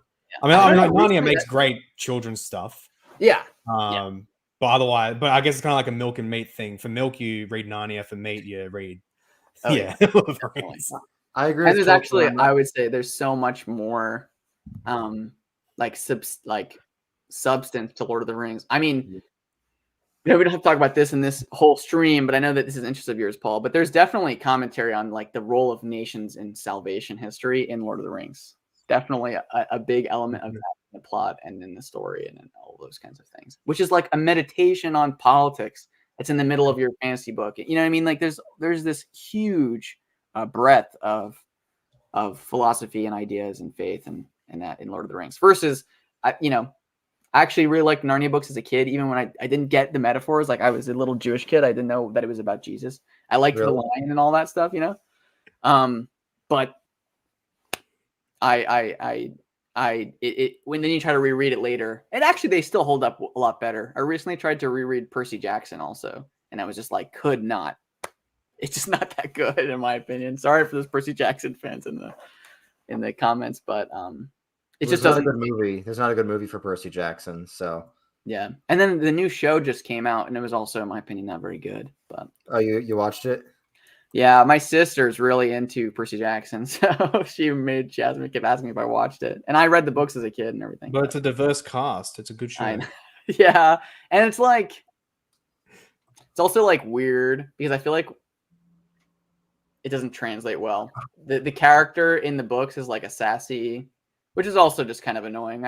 The more sassy protagonist I have to read, I get that much closer to the eschaton every time I read a sassy protagonist internal monologue. I just hate sassy protagonists. Yeah, sassy characters annoying. And obviously there's stories where it's relevant to have a sassy character, but whenever I see them, I just want to see their butt get absolutely planted in the concrete. It's so satisfying. It's just annoying. Yeah, and Percy Jackson is a sassy protagonist, which partially makes it unbearable to read as an adult, but. I liked reading it as a kid, but the last time I read it was when I was in 6th grade. So yeah, exactly. Yeah. Okay, are we turning this into a Star Wars stream? Or are we just kind of shooting the crap? Well, you mentioned Lewis, and I picked this up a few days ago. Oh, the Latin. Is he Latinist? I didn't even know. Oh yeah. Oh, and he was actually a Latin scholar as well. That's actually something a lot of people don't know. He was a Latin scholar. Wrote in Latin. He wrote it. These are letters specifically to a guy, a Romanist guy, Don Giovanni Calabria, who's actually a saint in the Roman Church now. Oh. Unfortunately, something is so frustrating because I'm a history guy who, whenever I hear of any source or data being lost, it stabs my heart a bit. Yeah. And if you read the intro here, it cites a bit from one of his letters, C.S. Lewis, where he said that out of respect to this Roman saint guy, because interestingly, apparently he revealed a lot of personal stuff, including maybe some scandalous stuff, that after reading the letters that would come from Don Giovanni, he would read it, write the response, and then he would burn Don Giovanni's letter. Wow. Yeah. So we don't have we have almost none of the correspondence from Don Giovanni's side. We only have Lewis's. Yeah. An interesting topic that I would want to bridge with like a Roman Catholic who really thinks about this. I hear a lot of Roman Catholics who basically think of, I think I heard this last in the Matt Fradd video about the G.K. Chesterton. C.S. Lewis was on the brink. If only he lived longer, he would have been Catholic. Actually, read some of the stuff he wrote. He has strong opinions about why he's not Catholic. It's not just like that he was raised in Ulster or whatever. He actually does have objections to Rome. Yeah. That he thinks are important, but. Yeah. Good, a good middle way, I think, between the religion or lack thereof and the supernatural depiction in Tolkien's work versus the Reddit atheist work of George R.R. Martin. The best middle way by far, easily, Elder Scrolls, 100%. That stuff does religion so well. I mean, obviously the main imperial religion of the 9 divines, that's just so that it really is just in your face medieval Catholicism, but with like 9 deities. Like, have any of you guys played the Elder Scrolls Oblivion? Oh yeah. Yeah. So if you see the churches or the chapels there, they're just straight up cathedrals. Yeah. You know what my thought is? I mean, there are like other religions, if I'm not mistaken, in the Elder Scrolls universe. But what it I think captures actually pretty well about real life religion, which lots of fake fantasy worlds don't, is like in real life, if you were just like thrown into the world, you'd be like, wait, hold on a second. Like they're not there. There are a bunch of weird, striking similarities in the largest religions. Now they're not actually identical, and their understandings of monotheism aren't the same. But you start to ask questions, and it gives a sense of there is something true in the world that these things are approximating. They're gathering towards. And in Elder Scrolls, there's like the 9 divines, 8 divines debate. Like there people kind of agree about how the deities work in the universe. It's brilliant. It actually so brilliantly reflects religious anthropology of like it's so fascinating. It combines post Christianity, Christianity just post Christianity, organized religion in the sense of orthodoxy, institution, and what have you, but also really brilliantly represents pre-Christian folk religion and how fluid it was. It wasn't like they weren't like, oh, I am of the Germanic religion, you're of the Italian Roman religion. It was like, well, yeah, there was the distinctions in how they saw things, but there was such a thing among the Roman and Greek authors known as interpretatio romana or interpretatio graeca, which was their method of, oh, look, the Germans worship Odin, this is clearly Jupiter. Like it was a very perennialist idea of looking at religion where all religions, in a sense, they were all true. In a sense, there was just different perspectives and concepts, what have you. You have that in the Elder Scrolls. You have that with the best example you brought up there, the difference between the 8 versus the 9 divines, because the divines, it was originally the 8 divines, and that was originally taken from the Mer or the elves because they were the older races on Tamriel, and man adopted the 8 divines, but after the passing of Tiber Septim, that's when you eventually get the deification of Talos. And yeah, exactly. Love the exactly. It's only just begun. It's only just begun, my friend. Yeah. I don't know if we want to do it now or like leave it to like another dedicated. I think honestly, leaving it to a dedicated stream would be a good idea. We'll definitely have a dedicated stream for Star Wars. We'll definitely have a dedicated stream for Elder Scrolls, and we'll kind of go all the way in a more formal way. Is this the Star Wars stream or the Elder Scrolls stream, or what is this? Oh, this is just nothing. This is just I started a stream and you guys popped on. This is just the boys. I guess to keep it on topic with what my earlier stream was, just in case someone's watching this back later and wants to like kind of follow the thing. The bit I was talking about is denominationalism, things like this. Like I know people who the fight between denominations is a burden for them. I know one guy who basically just through seeing the discourse between denominations and all that kind of stuff, basically apostatized, which is a shame, and it doesn't really justify it in my opinion. But the feeling that we'll never know any of this stuff, we can never tell, it's discouraging rather than encouraging seeing people debate. And I felt like in general, the different ways of approaching or approximating the faith and all the details of the truth and all that kind of stuff, because I just read John Henry Newman's Doctrine of Development essays. And I wouldn't say that it was necessarily convincing for Catholicism or Roman Catholicism. It's interesting. I said this earlier in the stream, but like he wrote that before Vatican I, interestingly enough. It doesn't really talk a lot about the papacy. When did that happen? When did that person apostatize? Earlier, maybe like a while ago, a couple months ago, I want to say. It was an Instagram person. Like I have like weird Instagram group chats that I'm in that people talk to and whatever. I think especially Instagram is actually, this is part of it too. Instagram is, and TikTok, from what I understand, a lot of people like that's where their denominational battles are versus like YouTube where it's more drawn out. Like you can have 2 hours of a stream of talking about something versus 10 slides at max of like some information. or vague out of context quotes from the church fathers. But I was just worried it might have been my fault because in the past month, I've argued with a lot of orthos on Twitter. Yeah. I think the orthos, whatever you want to say about them, they've got a zeal. They've got a resistance to combat with other people. I always find, at least maybe this is telling about my personality, but I always find whenever I hear people dialoguing or debating about it, I usually have more sympathy for the other side. I've noticed lots of people, it's not the same way. They hear the debate and then they kind of pick their side and dig in, I guess, more so. But I think actually that's my hot take is that's actually healthier to kind of settle somewhere and keep digging. That's kind of what I was talking about earlier on the stream, I guess. Yeah. Yeah, I have to agree. Yeah. Yeah. Because then you get, because then it's like, I think that you actually asked this to me a long time ago, Richard, about why do so many like Anglicans become Catholic or become Orthodox or whatever.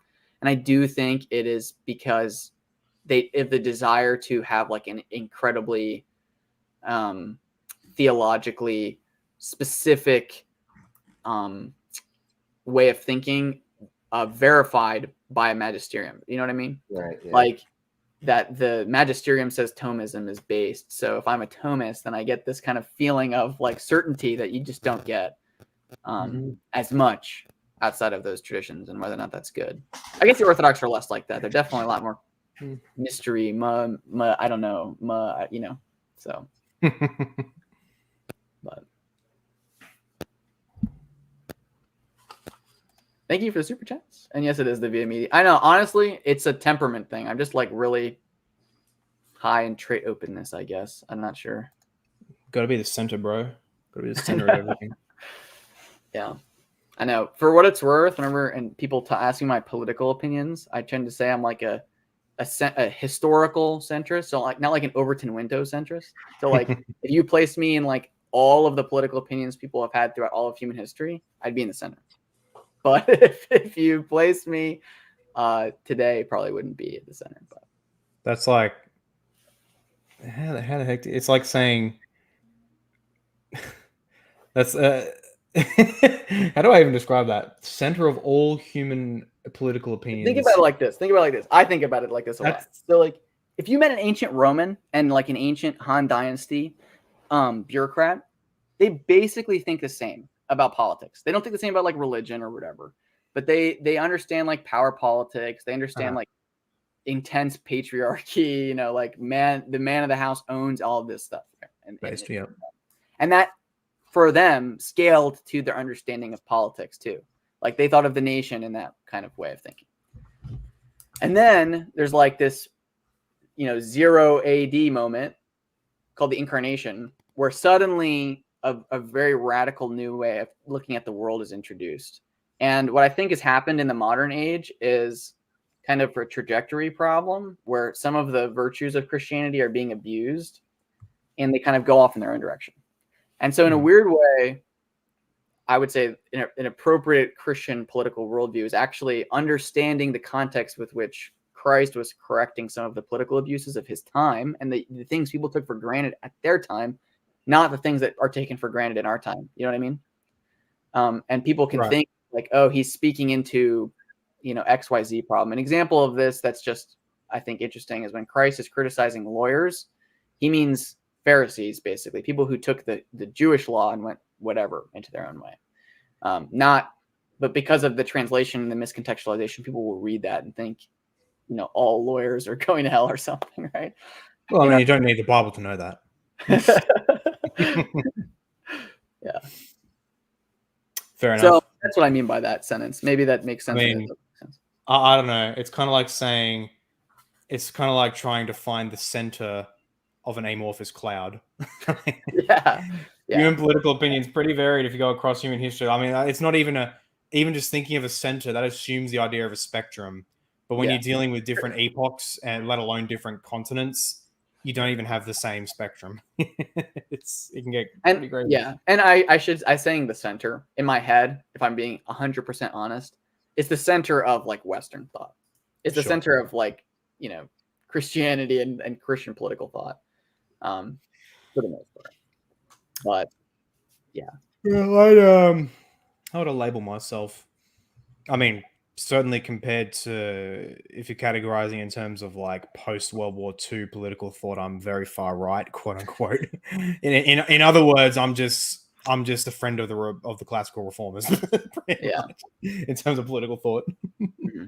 I mean, not even necessarily with the classical reformers, because like a lot of them were not necessarily anti-monarchy, but at minimum against the concept of the divine right of kings, which Rome did a lot. Samuel Rutherford goes hard against that in Lex Rex. He's again like that whole thing of the divine right of kings. I don't know if they're all necessarily anti-monarchy. I don't think so. Certainly, a number of the reformed would definitely become anti-monarchy, which I'm not. I'm very pro. Heck, I'm not only pro-monarchy. I'm pro-empire, for crying out loud. Like I've got a question for my reformed bros. You guys are both reformed, and I think both pretty based. How do you deal with the kind of thought chain of like, oh, if you look at history, all the reformed Christian societies, all of the reformed, like the Puritans who are the most reformed in a way. There's an association historically with reformed thought and like republicanism, progress, historically and in certain contexts. Well, I agree. Basically, I think Abraham Kuyper's right that Reformed Christianity has done the most to promote like the good aspects of what you could call liberal societies. Mm-hmm. But the problem is it's like in the book of Judges. If a society follows God, then it prospers. But if it prospers too much, it forgets about God, and the cycle repeats. I think you can put basically all societies in a line.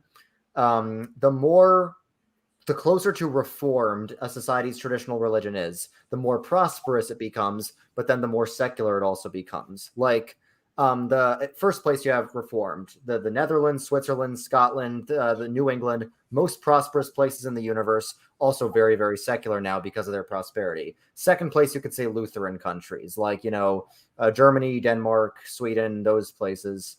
Not quite as successful as the reformed ones, still very successful, very secular.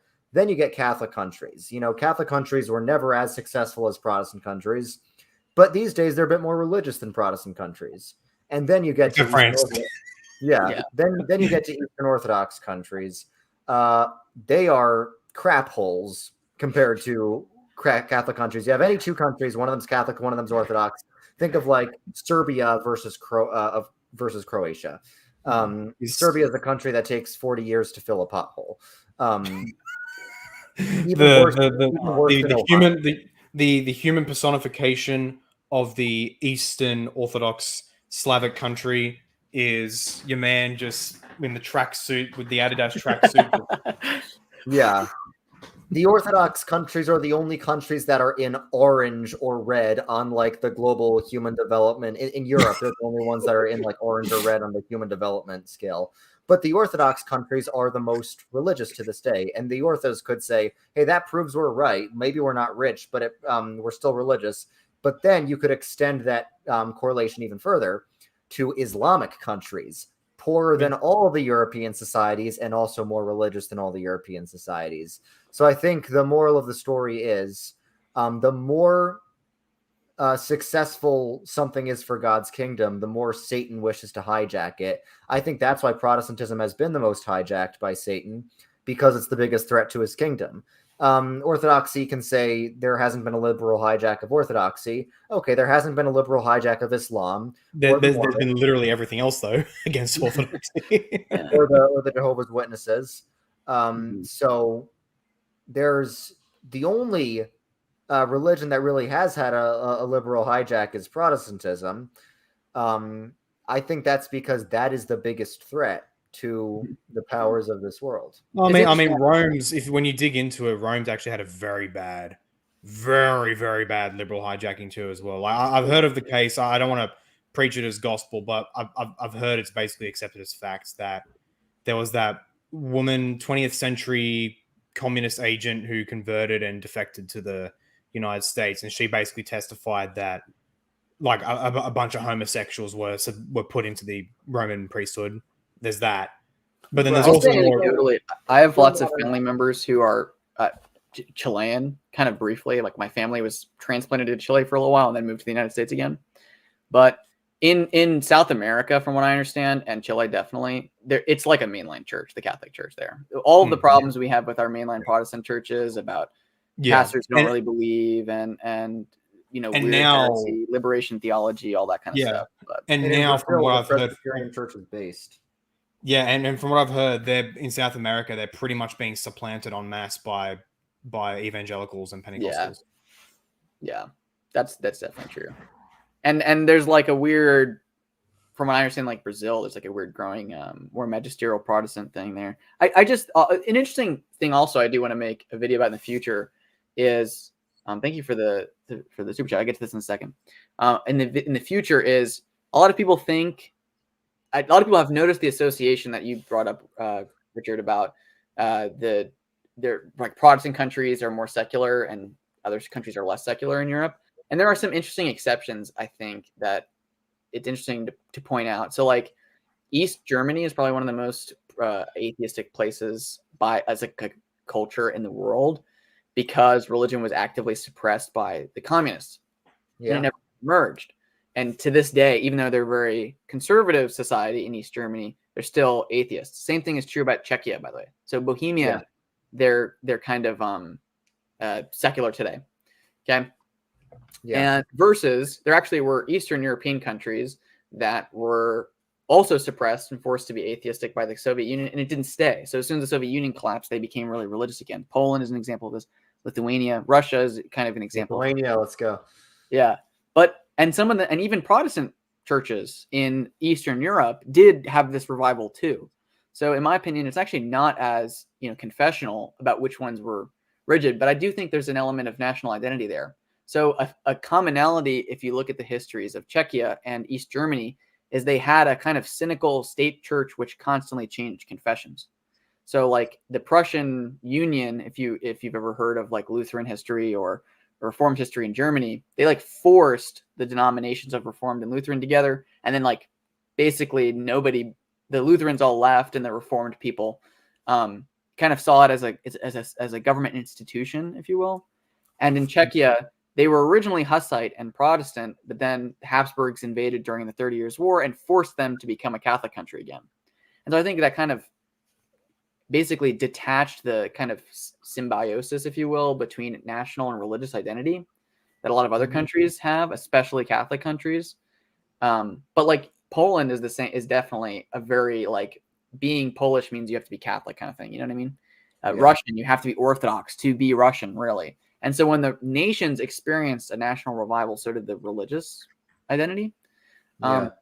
And you can hear people that are old that lived in England that used to think this way, but like being a good Englishman meant being a member of the Church of England for a long time.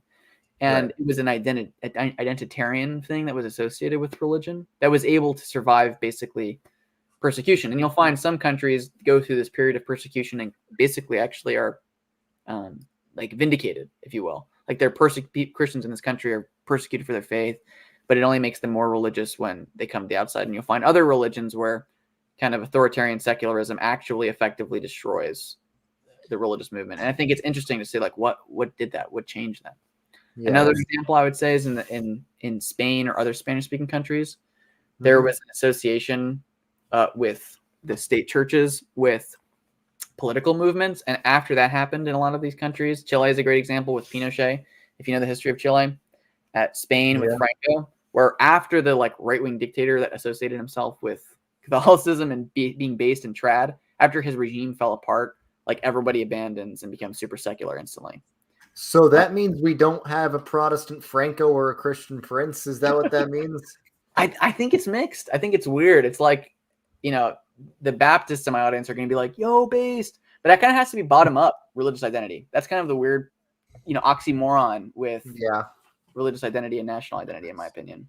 But I feel like if America got a Christian Prince, we'd like it to be like an Anglican or a Presbyterian, but in reality, it's probably going to be some like Pat Robertson, charismatic prosperity gospel. The Republicans are the ones who are most likely to put a religious prince in power, and it's probably going to be someone like Trump's spiritual advisors, like Paula White and prosperity gospel people. It's not going to be confessional Protestantism at all. It's going to be Arian. It's going to be charismatic, all that. No, it's all about honestly studying history more and more and more, both ancient history, but even stuff that's happening right now. I come to see that actually you see countless like crazy out of nowhere events that you wouldn't have never expected to have happened, but suddenly they happen. You can name a billion off the top of your own head, probably even like the conversion of the Roman Empire. Like it's virtual. It's virtually speaking in terms of the time scale, virtual overnight takeover of Christianity in the Roman Empire. And when you look at the common factors of just crazy out of nowhere events that happen out of nowhere, the common factor is basically the right people who believe the right things, as in relatively speaking, of the thing in order to bring the thing about, who believe the right things in the right places, and they have the political will and the power to bring it about. Yeah. It's so pretty much. I think it was Hegel who said that, a great man theory of history. He's basically correct in my opinion. It's Thomas Carlyle, and we can talk about Thomas Carlyle. So before I was Christian, I was super into like niche politics. Also, I do want to acknowledge the super chat before it goes away and becomes not irrelevant. Interesting thought, Eddie. I appreciate it. Thanks for the $10. There you go. But yeah, it's because you look at that, crazy things happen in history because the right people with the power and the will to bring it about make it happen.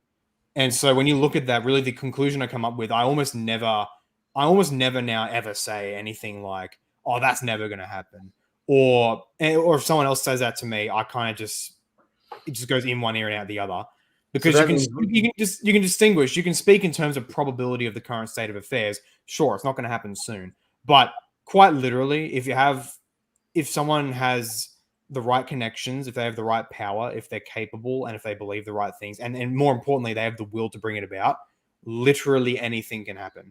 So Reconquista can happen then. Exactly, and that's why I'm not like the naysayers out there. Like I've disagreed with some of your past statements about how fervently you were for Reconquista. Like I disagree with what you said in the past about certain people who like retreat to other churches or what have you. I don't think that's necessarily a bad thing, but I'm also hardcore against the people who are naysayers about going against Reconquista. Like, no, it's absolutely possible. How do you think the mainline churches were subverted in the first place?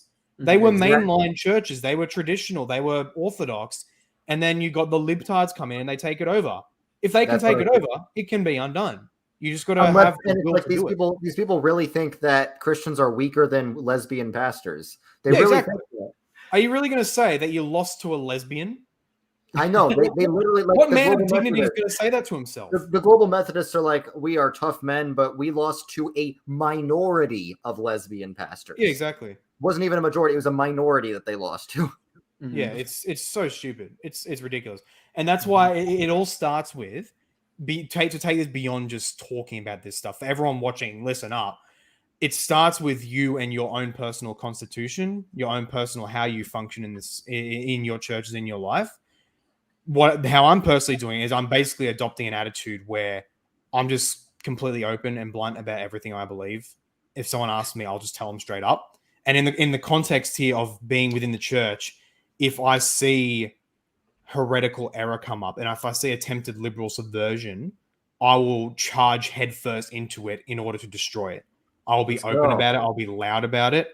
And I will, even though I don't have like a position in my local church or anything, but Eddie, I can still talk to the right people who do have positions, and I can push and nudge them in terms of getting them to agree with me on this issue and get them to do something about it. Right. Eddie, I want to say, Eddie Rodriguez in the chat, you are super based. The Diocese of Central Florida has a based bishop who is on board with Reconquista, by the way. So if you're not in our Discord server, you should join our Discord server. You will be welcomed very easily. If you don't know where it is, go to operationreconquista.com. Join our Discord server. It's for all, faithful mainline Protestants.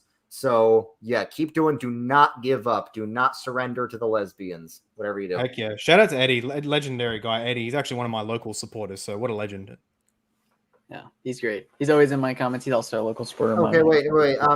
JK Pro Luigi, it's like, you're going to switch from EPC to PCA. I mean, they're both kind of offshoots, so I don't really care. But why do you need to salvage the EPC? I know it's like egalitarian sometimes, but is it really that bad? I thought EPC was just sort of like a moderate denomination. Dude, it's like, from what I understand, it's like NALC or the ACNA, where, to be honest, full admission, there are some spaces where it's like you'll be like in one ACNA church and it's like, oh my God, these guys are so based. I love this. And then you'll find another ACNA church somewhere else and you'll be like, what are they doing?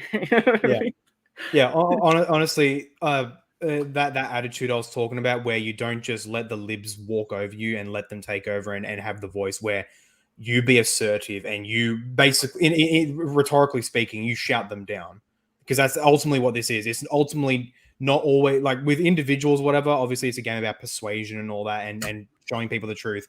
But in terms of the grand ecclesio-political scale of things, it is about power. That is fundamentally what it's about. And that's why a great example of the attitude I'm talking about is basically Father Calvin Robinson, how he just pulled zero punches about women's ordination. Like he's completely correct about what he said about that. It is a stain that needs to be excised completely from the ACNA. Otherwise, it's all going to be for naught. It's just going to be delayed Episcopal Church plus another 20 years. Yeah. And obviously he got the old naggy Susan from the parish councils mad at the the Mere Anglicanism conference, and basically got him dethroned from the panel because of that. But it was good that happened, because it basically showed to faithful Anglicans across the world the true colors of much of the elite in the ACNA. And so basically to just not trust them and to try and do efforts to basically quasi-reconquista the ACNA, because obviously there's plenty of traditional parishes there that don't do that, traditional dioceses. But there's still enough of an egalitarian, I'll be blunt, cancer in the ACNA that it needs to be actively fought against. And even putting to the side your opinion on this issue, dual integrities, which is what it's being called, basically the tolerance of dioceses that are either egalitarian or not, that's a joke. That's a complete joke. That doesn't work. That's ridiculous.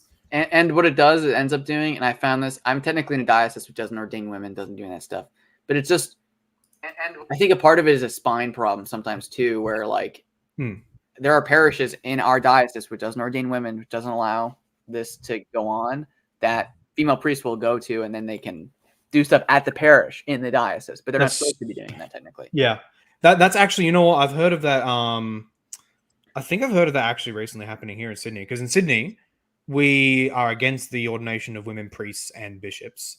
But and it's technically you're the mainline diocese. Yeah, right? we are in the mainline. Sydney is so based. Yeah, exactly. I mean, obviously, me and a few friends, we're trying to bring some liturgical revival because it's been a bit too hyper evangelicalized. But putting that to the side, it's still very solid on social values, against women's ordination and what have you. And we've got a lot of flack from global media, of course, because they just want to see. Anyway, but there was one. I'm not going to name it, but there's one priest I know who we've had a bit of a, shall we say, he slandered me online for something unrelated. And I've gone back and forth with him. I've kept DMs in case anything else comes up. I've kept screenshots, whatever. But he is he on one hand is very trad in that he's pro 1662, more traditional types of service, which is cool. On the other hand, he's a full-on egalitarian, personally.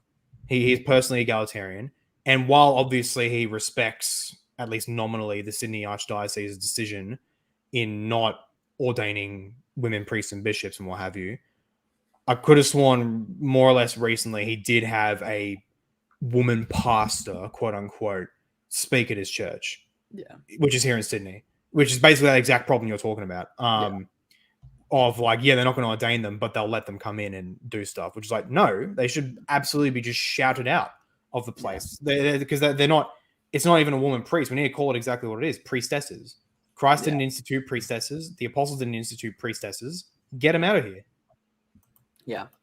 And it's just, it's a serious problem. I think the biggest thing that I think has been encouraging about Calvin Robinson is you do see that he's actually been, like, he's stood up in a lot of ways that I think a lot of people would be afraid to stand up, and he hasn't like lost his livelihood. He's lost a lot of opportunities. He's had a lot of slandering. He's had a lot of problems, But at the end of the day, he is still like a public figure that has a lot of influence. Exactly. And now his Common Sense Crusade is hosted with the podcast of the Lotus Eaters. That's amazing.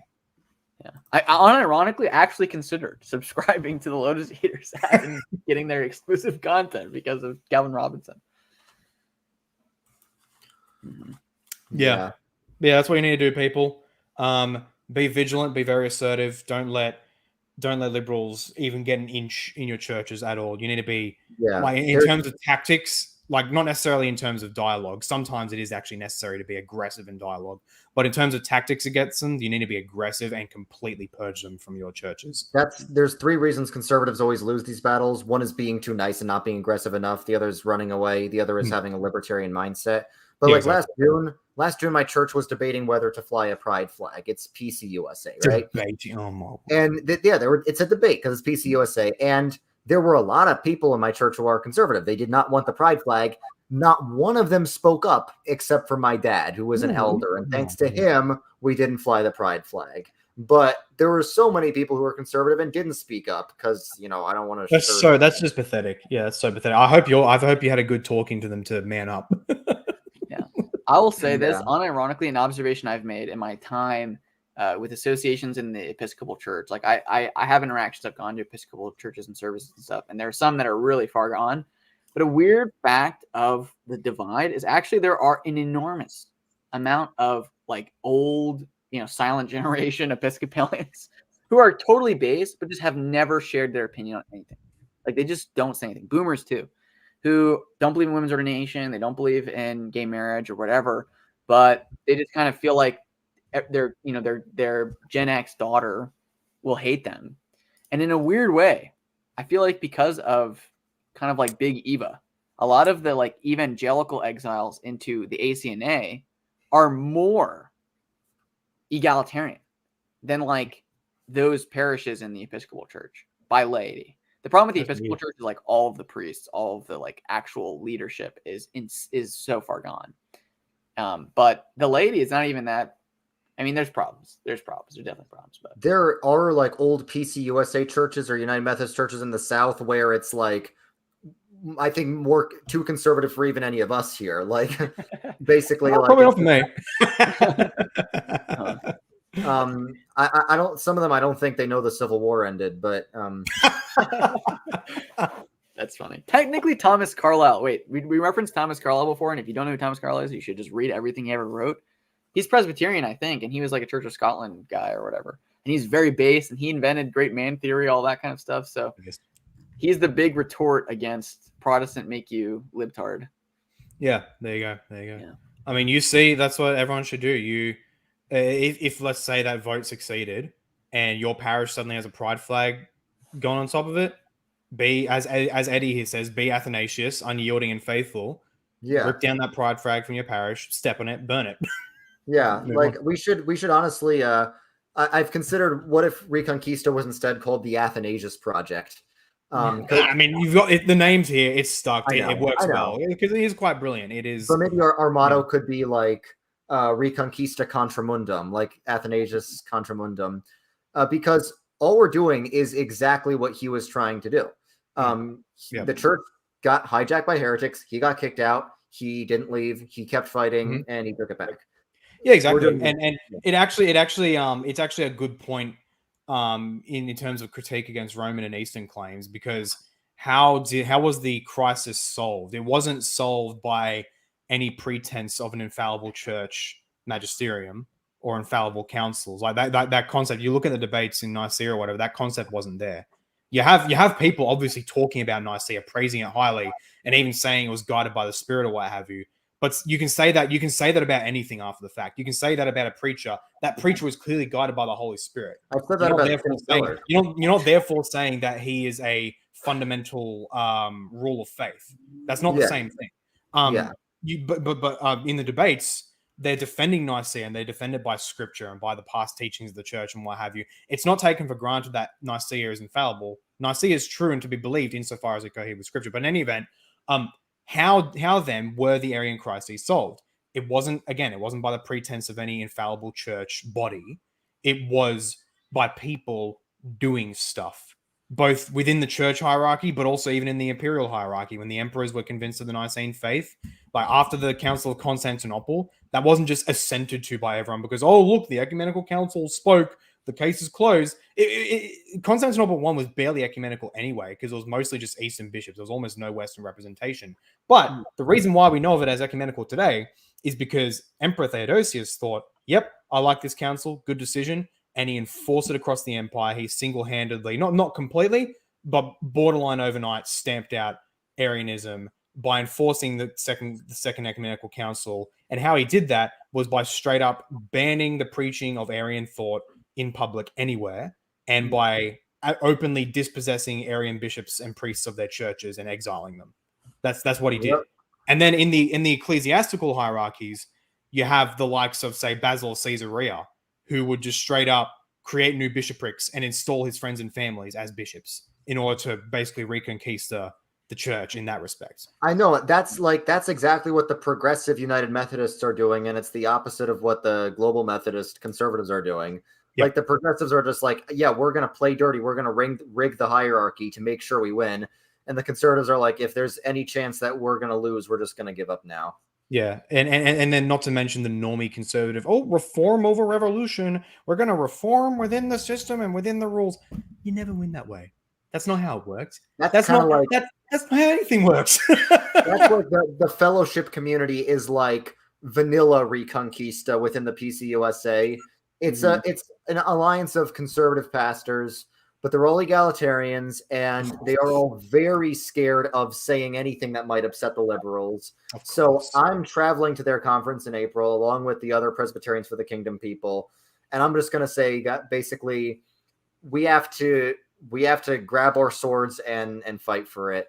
Like, you guys watched Rogue One Star Wars, right? Yeah, I'm assuming. Yeah. So they're like the Rebel Alliance, sci-fi jihad. Yeah. And we're like Saw Gerrera. We're the extremists that they're scared to. We're the extremists they're scared to associate with. I literally got an email from the president of the fellowship community. The email from the president of the fellowship community asking me to take their logo off the Reconquista website because they're worried about being associated with us extremists.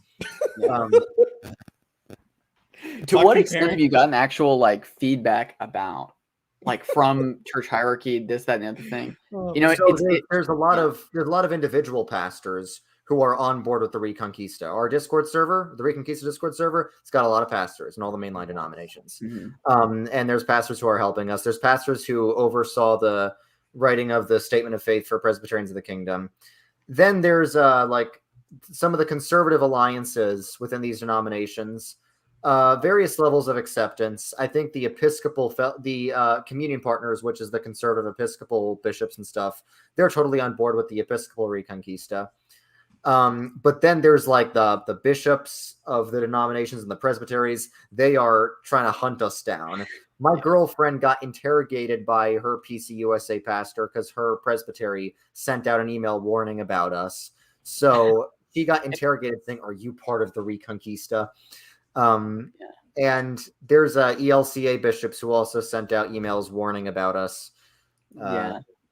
It's interesting because I actual doom story, from what I understand, from within the ACNA, you're going to notice I'm having lots of weird angst about the ACNA lately, but there was a petition like a year ago, I think, or actually longer than that, because if I'm not mistaken, I believe this is when Christian Wagner was in the ACNA. He started a petition to basically bring back up the issue of women's ordination and to end it.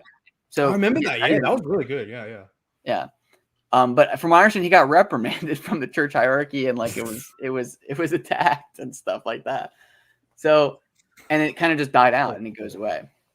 And so I guess there's this leap that has to happen with church reform, where, like, unironically, a thought I've had, and maybe I can get some of your thoughts on this, Richard, but in, like, I think it's Latvia where they did reverse women's ordination. It was top down. It was just the archbishop was based and then changed it. And then, like, to what extent can you go against I mean, in my opinion, I do think, especially in an Episcopal polity, it's actually very hard to, like really force them to do something they don't want to do. The problem in the past with mainline churches was that the conservative power structures didn't do the stuff that the liberal power structures are doing right now to Reconquista, doing to all of these things. Yeah, I just think we need to do guerrilla warfare, because when progressives are a minority, it never stops them. So it's just we need to do scorched earth guerrilla warfare, and that's what we're prepared to do. Like a lot of these conservatives are like, they have like they're sentimental about the denomination because it's their family that's been the denomination since forever. That's the problem in the Christian Reformed Church, and it's like the conservatives are like, let's extend the olive branch to progressives. Let's make compromises. Let's try to work with them. And they assume the progressives will reciprocate. They will not. They never will. So it's time for conservatives to just go, Stalinist. Exactly. In summary, make lots of friends and play dirty. Make lots of friends, because my brother, who loves a lot of politics, whatever, he told me this when I was basically barely a teen still, and it always stuck with me. Where he asked me, what's the first thing you do in politics? What's your priority? Is it to do good? What is it to do? And I said to him, it's to do good policy and good laws. And he said, no, it's to make friends. Yeah. And obviously, you got to distinguish between ultimate goals versus immediate proximate cause. But in any event, he's correct, completely correct. Like, you're not going to get anything done if you don't make friends. And so in this case, we've got to make friends with people in our both parishioner level people, but also even with our hierarchies, our pastors, priests, bishops, and what have you, as many as you can. That's what I'm trying to do, and obviously not purely out of a political expediency, but because you want to make friends, you want to be friends with your hierarchy and what have you, and journey as brothers in Christ in that respect, but also for the sake of Reconquista or for defending otherwise already good, solid parishes and communions. You want to make friends so that you have their ear, so that, God willing, you can help influence change to happen, but also play dirty not in the sense of doing something that's genuinely immoral. Play dirty in the sense of be willing to go beyond the rules if that is what is necessary. So, case in point, a king or a president or whatever, he has a vision for his nation, and he sees there's a political governor or politician, whatever, who is a real threat to that vision. And so he schemes a way to basically imprison that opponent. Now, does that go against the typical rules of political decorum and procedure and what have you? Sure.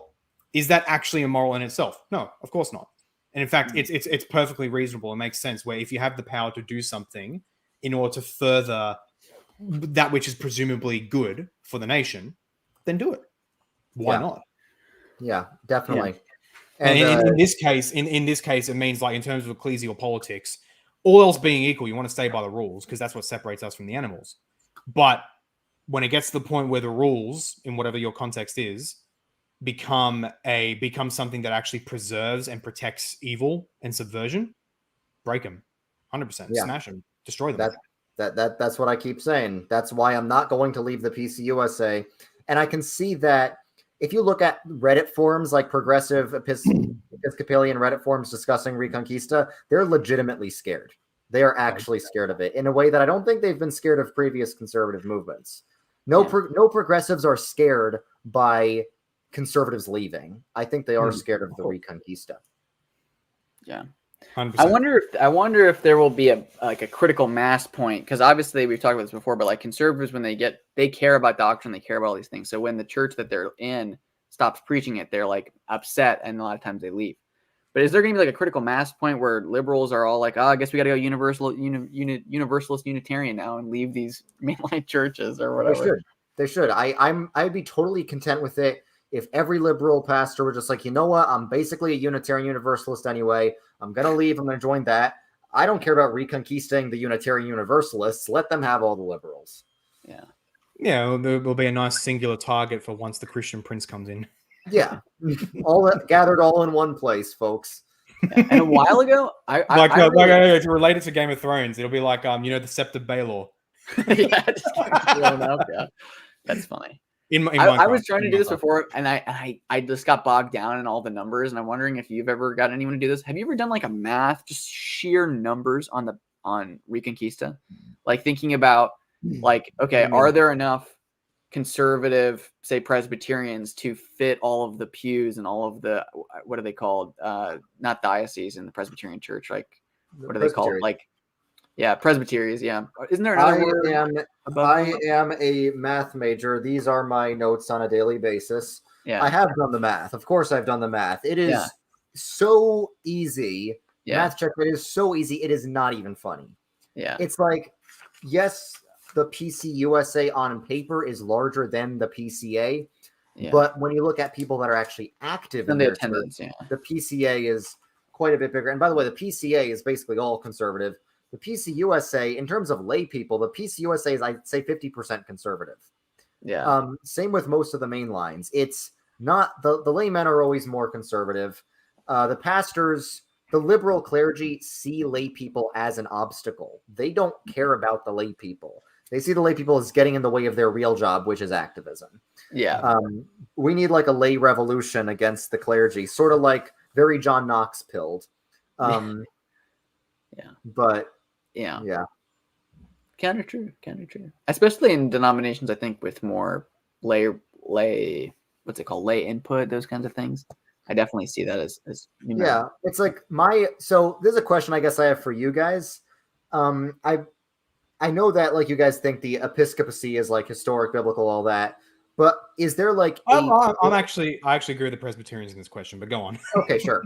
You support the episcopacy. I do support. I know. So is there a practical reason to have the episcopacy? Because in my experience, it seems like denominations with the episcopacy are a lot easier to hijack, because the mainline denominations that have gotten less hijacked are the ones that are more low church, like the RCA or the American Baptist Churches USA.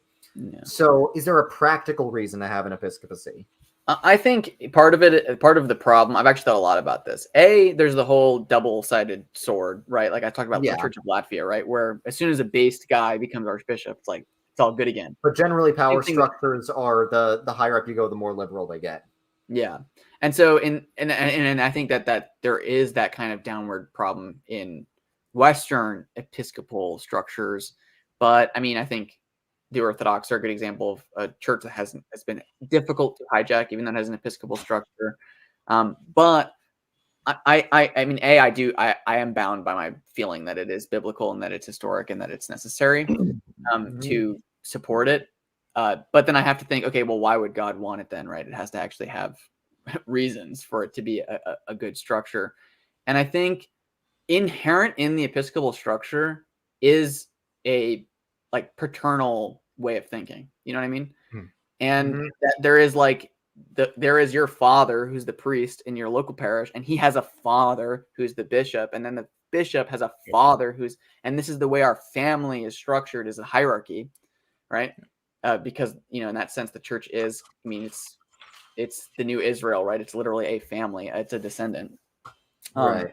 And so it's kind of meta true in that way, regardless of how the libtards hijack it, I guess.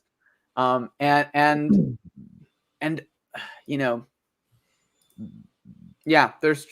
are definitely struggles inherent with the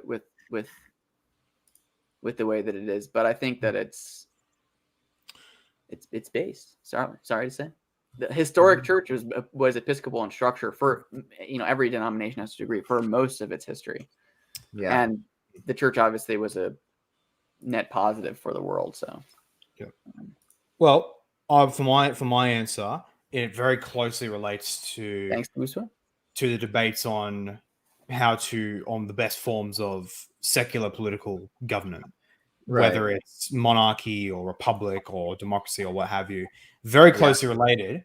On that question, I do believe that monarchy, which is very broad, there's many different forms of monarchy, and including, you can think of monarchy in the highest level of the state versus monarchy on lower levels, like mayors even, or governors, or proconsuls, or what have you, or satraps in terms of the Persian empires.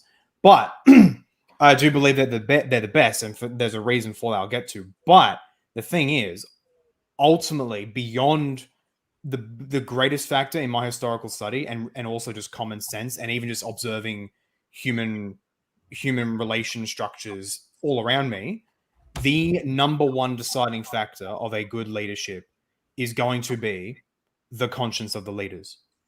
Does that leader actually have a good conscience? Right.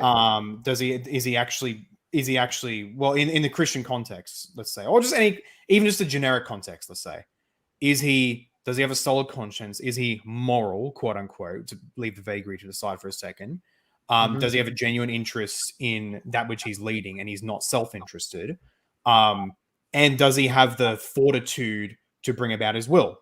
When those factors are met, you have fantastic leadership across a variety of different structures.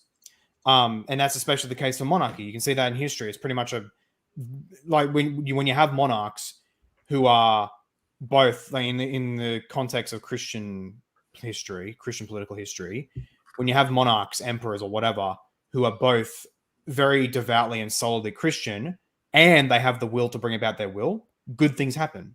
Very good things happen, as long as they can actually keep a handle on the situation.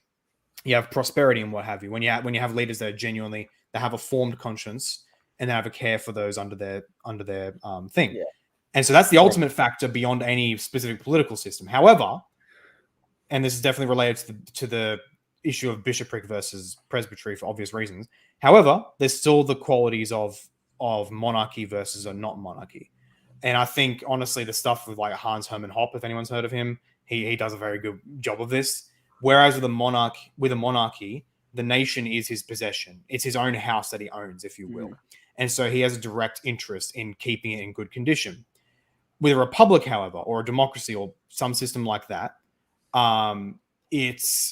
they're only renters. And so they only have a minimal interest in the bare minimum of the state of the house as long as they're there, you know? Now, obviously, not quite the same. And so in that sense, therefore, monarchy, all else being equal, is a better system.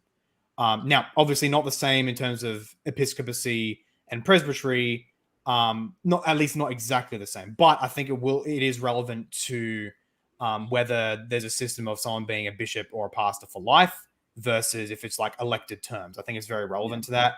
I think that's why you never see because of the idea of like elected terms for SBC presidents, for example, you never have any concept of like a legendary SBC president who's like an immortal figure, immortalized throughout time. They're just a president for a term. Yeah. But you have bishops throughout Christian history who live their term, and because they have a life sentence of their bishop. What do you mean you don't support the great venerable Saint Pope John MacArthur? No. But because you have bishops who are bishops for life, and because as you said, what's your name again? I'm so embarrassed. Joe. Hey, Joey. Joey. Yeah, exactly. Joey. No. Because they serve for life, they do have that fatherly quality to them, because a father doesn't stop being a father. He doesn't have a term of being a father and then not being a father. Likewise, the bishop, when they're a bishop for life, it's who they are. They are a father in that sense. And so, but obviously, you could, if you had lifetime appointments for the presbytery, which as far as I'm aware, that doesn't happen. As far as I'm aware, you could theoretically get that, but there is also the issue of the centralization of power. Simply put, if you want to get things done, you have more centralized power structures. If you want things to be slower and more gradual for whatever reason, you decentralize power structures.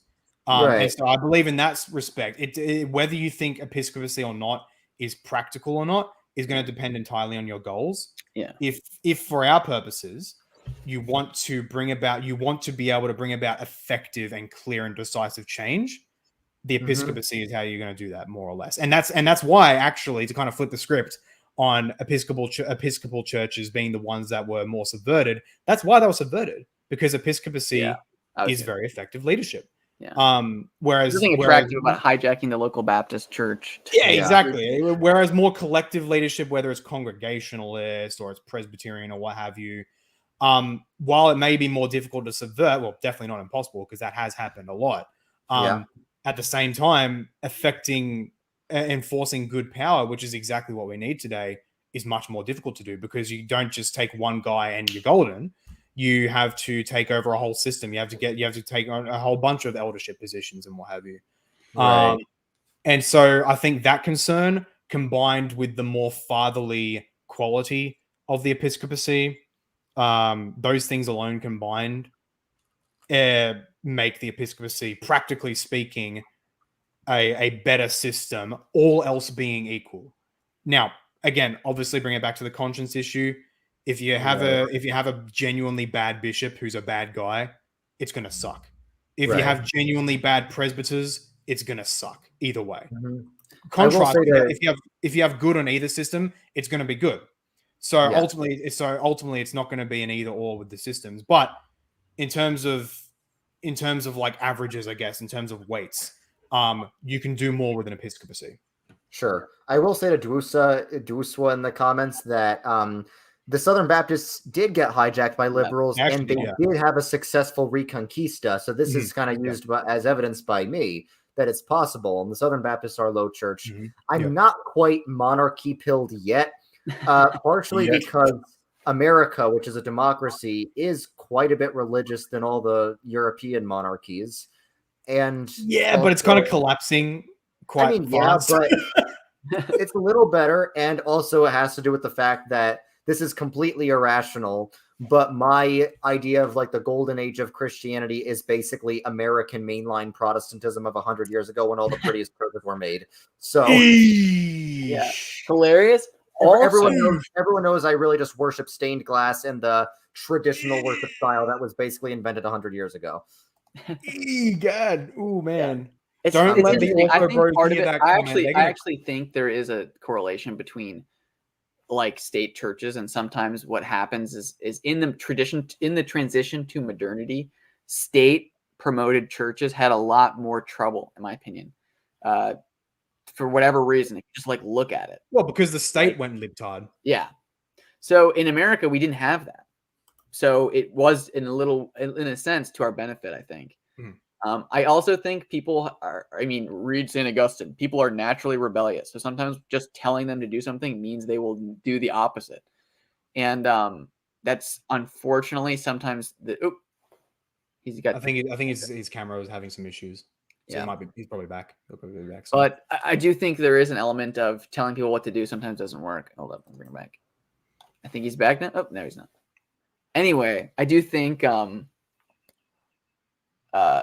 like in, again, post-Soviet states, if you look at China today, look at Iran today, Christianity is persecuted, but it's like flourishing because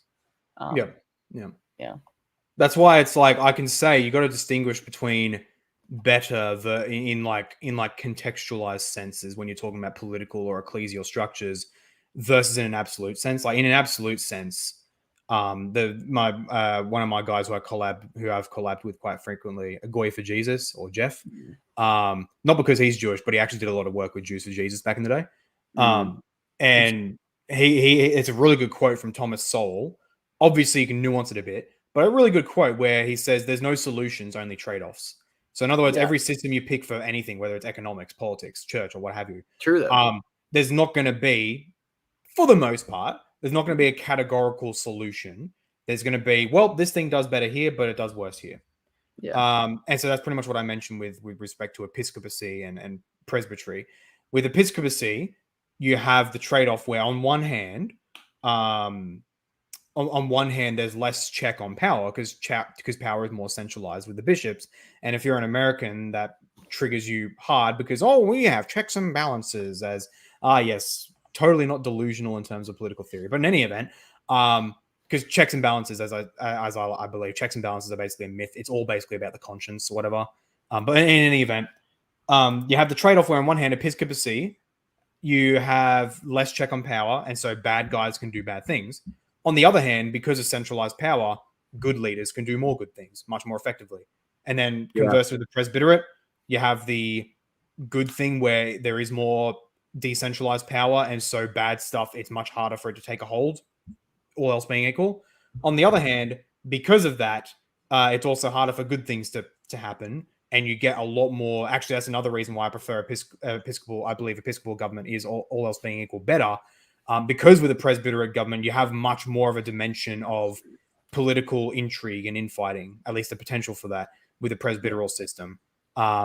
Whereas with the episcopal system, not that it's completely gone, because less people under a bishop can still try to do stuff, But in the end, the bishop does have higher power than everyone else, and so he can do categorical moves to just stamp things out. Yeah, I will say that I think Presbyterian government is more consistent with Calvinism, because Calvinism is just super pessimistic about human nature. But Calvin himself did want an episcopate. Sure. And I've also heard that Knox's version of Presbyterianism was actually sort of like a Presbyterian Episcopal hybrid. And everyone knows that I'm secretly an Anglican who just LARPs as Presbyterian. Or maybe I'm a Presbyterian who LARPs. I don't know. I've always thought that, there could be some sort of superintendent or some sort of higher presbyter. I think that's what Knox wanted as well.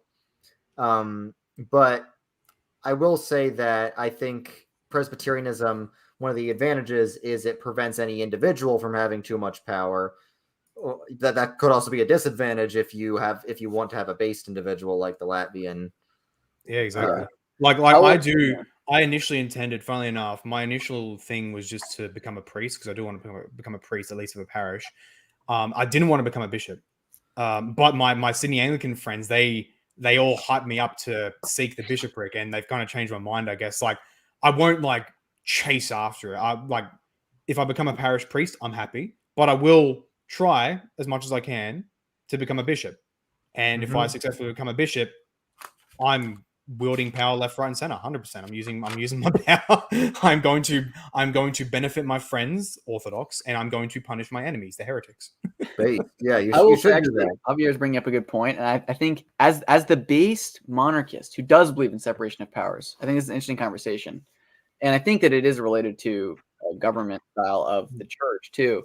I think if you look at most traditional monarchies versus absolutist monarchies, even the ones that claim to be absolutist, like in the like Louis the Sun King or whatever, they are chock full of other power structures that compete with the royal authority. Exactly.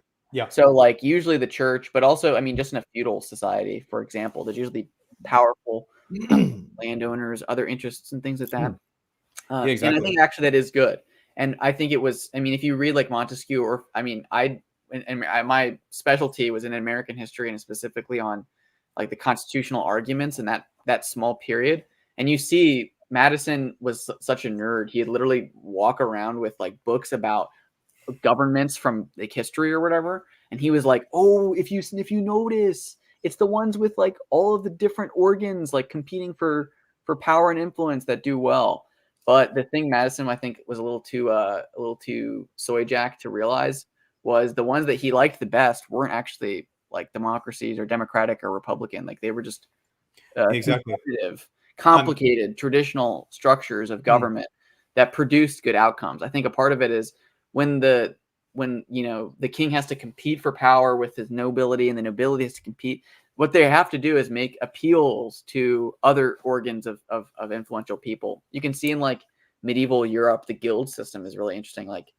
There was this idea that it wasn't democratic because they self-selected for effective, hardworking citizens by saying only guild people can elect a guild master, and the guild master can come to whatever it is in the. That's how I became the master of the Thieves Guild. Yeah.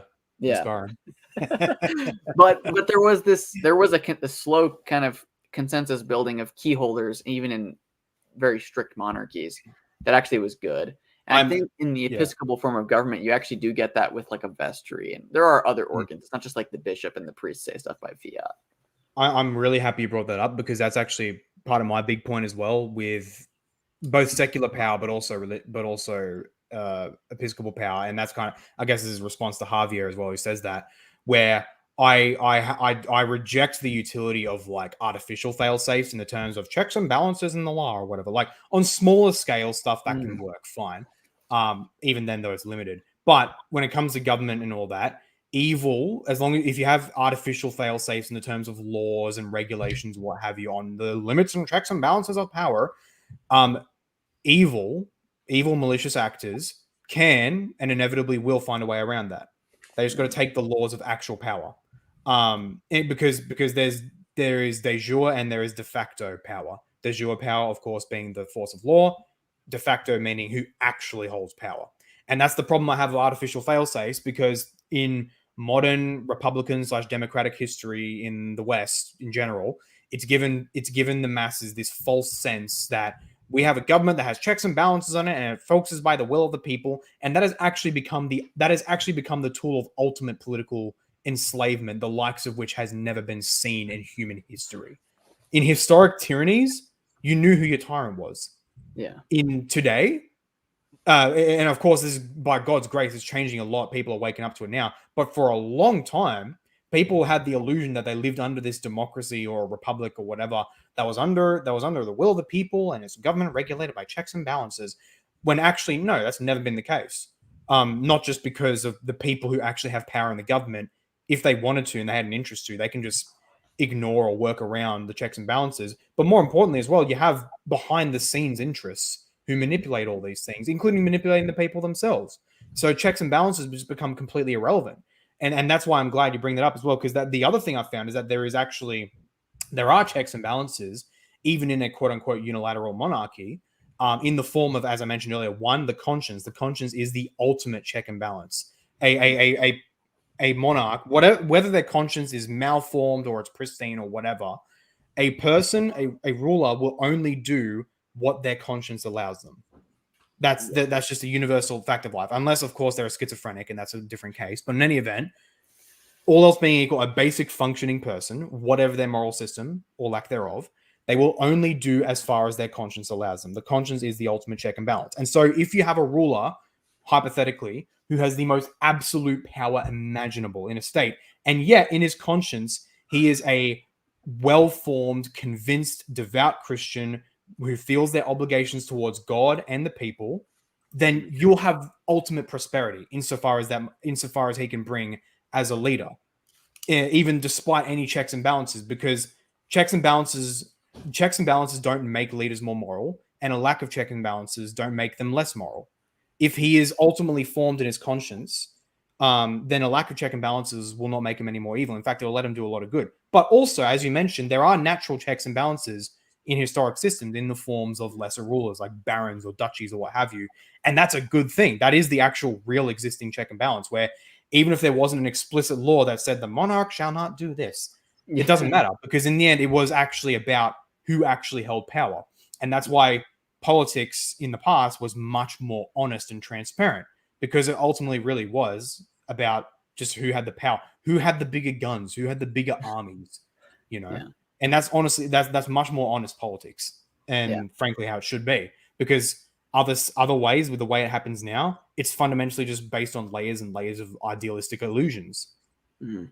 I think also another thing that, if you really look into history of certain monarchies, is there is this element not of that the people choose their monarch, but there are themes of the consent of the people, and what I mean by this, or the consent of the nation to the monarch. So like the British monarch, I'm the most familiar with some of these more specific traditions, but there's the whole, the king tries to enter parliament and he has to knock 3 times before they let him in, and that's tradition. But also, people forget this because if you read a history book, they don't describe them this way. But in the past, a king of France or England, if you read period letters from that time, like say King Charles or whatever the first, he would have just been called England. He was like the personification of the land.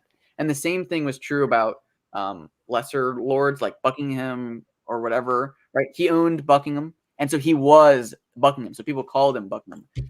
York or Lancaster or whatever you want to call it, right? And when the king became, king, historically, before the recent king, all of the peerage, so all of the pieces of land, the people that represented physical plots of land in the country, when the king showed up, would say, like, I assent, basically, or I approve, or I give my prayers to this king, as a personification of the country giving an assent to the king. And now it's not that they get to choose the king, because that's kind of a weird thing. The thing I always like to point out is monarchies are actually the only system where it's capable of an unambitious person running the country. Every other system, it's only ambitious people. And if you think ambition is a negative trait, like, why would you have a system that self-selects for ambition? Exactly. Yeah. And to respond to Javier again, he says that an unregenerate man can have an evil conscience, and that lets him get away with a lot. How would your system ensure only regenerate man make it into a power? Well, that's the issue, because as I mentioned a bit earlier, with the United States, for example, the system most well known for all its checks and balances on the limits of power, it has actually become one of the most ultimate tyrannies in human history now, because of you can just it's an incredible, you can make whole libraries of books of the evils of the United States government that they've gotten away with despite checks and balances, both in terms of atrocities done on their own people, but also abroad as well. And because of those checks and balances, as soon as evil inevitably works around the checks and balances and just assumes for itself actual power, at which point a few words on a piece of legal paper don't mean anything, you can get away with basically everything. And that's exactly what we're seeing with the United States now. The United States government is facilitating its own invasion from the southern border. It has for a long time now. It's fundamentally legislated pure evil as well, in the form of abortion legislation, abortion legalization. Like, in that sense, even though it's not being directly done by the government, the United States government has told women across the whole country, you can murder your own child. And so in that respect, the United States government, the most checked and balanced government of all time, has facilitated mass genocide on the greatest scale ever known to human history. It's helped facilitate the most evil moral degeneracies known to man now, and help push it across the rest of the world. The United States government, despite the fact that the United States system originally was supposed to actually prevent that. Even though the First Amendment was Congress shall make no law, etc., about religion, there was the virtually ubiquitous assumption that there was always going to be a general Christian vibe, if you will, to the United States, and that state churches were permitted and they were assumed as a norm. In fact, obviously, you have oddballs like Thomas Paine, for example, but otherwise that wasn't the norm. And yet, despite that massive system of checks and balances in the original United States, it has been completely subverted by evil, and it has now become, because of its checks and balances, the evil system has actually shielded itself from a lot of possible opposition, precisely because these evil actors use the system of checks and balances to keep out their opposition. And so now, that's exactly my point, Javier. All governments are liable to do that. But the unique thing with republic-type systems like the United States is that it creates the illusion of check and balance when it doesn't exist. Yeah, and if I may, I'll finish now. Sorry. To answer that question, how would your system make sure a regenerate man makes in the power? Well, I just say that no system does that. No system can make sure a regenerate man gets into power. It's ultimately about the right people being in the right places at the right time. And so in this case, for example, whether it's a monarchy or whether it's a politician, if there are the right people surrounding those leaders in any system to form them to be good, to be Christian and all that, then those guys will make it into power. Ultimately, no system is going to guarantee, a political system can't guarantee who gets into itself. The political system is how the government functions, but it's ultimately not going to stop in itself who gets into power, what kind of man gets into power. That's something that's frankly extra political. It gets into gets into where the gospel comes into play, basically. That's exactly how the ancient church worked. It evangelized the future rulers of the Roman Empire. It evangelized Saint Helena, who evangelized Constantine, her son, and that's how Christianity basically took over the empire in that respect. And so my ultimate answer is it's going to take actual human effort. It doesn't matter the system. It takes actual human effort to make sure the right people get into power. And then when it comes to power, legal checks and balances are virtually worthless when evil works around them. All that matters is good people gaining actual power. That's ultimately what it's about. The system is borderline irrelevant. But in terms of good people gaining actual power, and that's how you manage a good system, ultimately a system that doesn't have insane checks and balances like a republic is going to be, like a monarchy is going to be most conducive towards that. That's basically what I say. Yeah. I think I have a video about monarchy on my channel where I kind of touch on this, but I think I want to make a larger exposition. But I think one of the big problems with the democracy, or especially like electorate focused systems, like technically we live in a republic, right, is there are actually some, like, making the sausage parts of being a government, if that makes sense. So you ever heard the phrase, it's like not actually pretty making a sausage, but it's yummy when you eat it. but lots of people have to do things in government that are actually long-term beneficial, that aren't popular, all those kinds of things. But a democracy makes it very difficult. And so the solution I think that's slowly evolved in our republic, especially since FDR, was unelected bureaucracies will do the dirty work. And at the initial justification for these bureaucracies were, in some way, in my opinion, justified. There were things that needed to be done in more, that needed to get done in a way that you weren't going to lose your job if you did it. You know what I mean? If you did like the hard decision or whatever. But because we slowly abdicated all of the visible organs of our government, we've taken away all of the power that they used to have and given it to invisible organs of our government, then there's no accountability for that kind of exercising of power. And I think that's kind of the weird, inevitable drift lots of democracies throughout the world, not let alone in the United States, but especially in the United States, have ended up going through. And again, I mean, I'm actually not even the biggest like American Revolution was based kind of guy, but because the American Revolution actually had a lot of problems, and the founding fathers that wrote the Constitution realized the problems and wrote a lot about the problems and then changed it in the Constitution. But they basically, that's why they have this system. They understood the whole idea of you should actually see the guy making the decision, and you should know him, and you should have this opinion about him or whatever. And they would have been, I mean, I'm probably the 18 millionth person to point this out, but it's because it's true, that they would have been appalled to see like a number of unelected officials that are relevant at all to your daily life. In fact, they're way more relevant. I mean, I always think about this, but the person who's actually making more decisions that affect your life is like the head of the FDA than the president, or like your local, especially your like local representative. He goes into a room, he sits in the back of the bench, says nothing all day, goes home, gets a big check. Sometimes he votes on things he thinks his electorate will like, even if they're not a great idea, and then moves on. But the guy that's in charge of the FDA talks about what kind of seeds will get planted, those kinds of things, like what kind of crops can be grown in your country, what kind of food is going to get on your table. That's actually a very relevant question to your life, but you've got no idea who's in charge of the FDA, and you've got no idea who's making these decisions because somebody had to do it. Right. So that's kind of why I've had apathy in terms of who wins elections, because I just think politics is downstream of culture. Am I wrong about that? Because it's honestly, it's a symbiotic relationship. It happens both ways. Yeah, kind of true. Right, because it's like, a lot of people think like, oh, we had a conservative victory. Trump won in 2016. I'm like, okay, and we got like 3 Supreme Court justices. The religion continued to decline in the U.S. It's like religion has been declining in a steady rate, and by religion I mean Christianity. It's declined at a steady rate every single year, whether the president has been red or blue. I think the Democrat presidents of the 90s were way better leaders than Republican leaders today are. Obama was anti-gay marriage in 2008, and now the Republicans are pro-gay marriage. That's why I've kind of been kind of apathetic. I think we really just need to revive the culture. We need a religious revival in the culture, and only that will make politics even slightly less bad.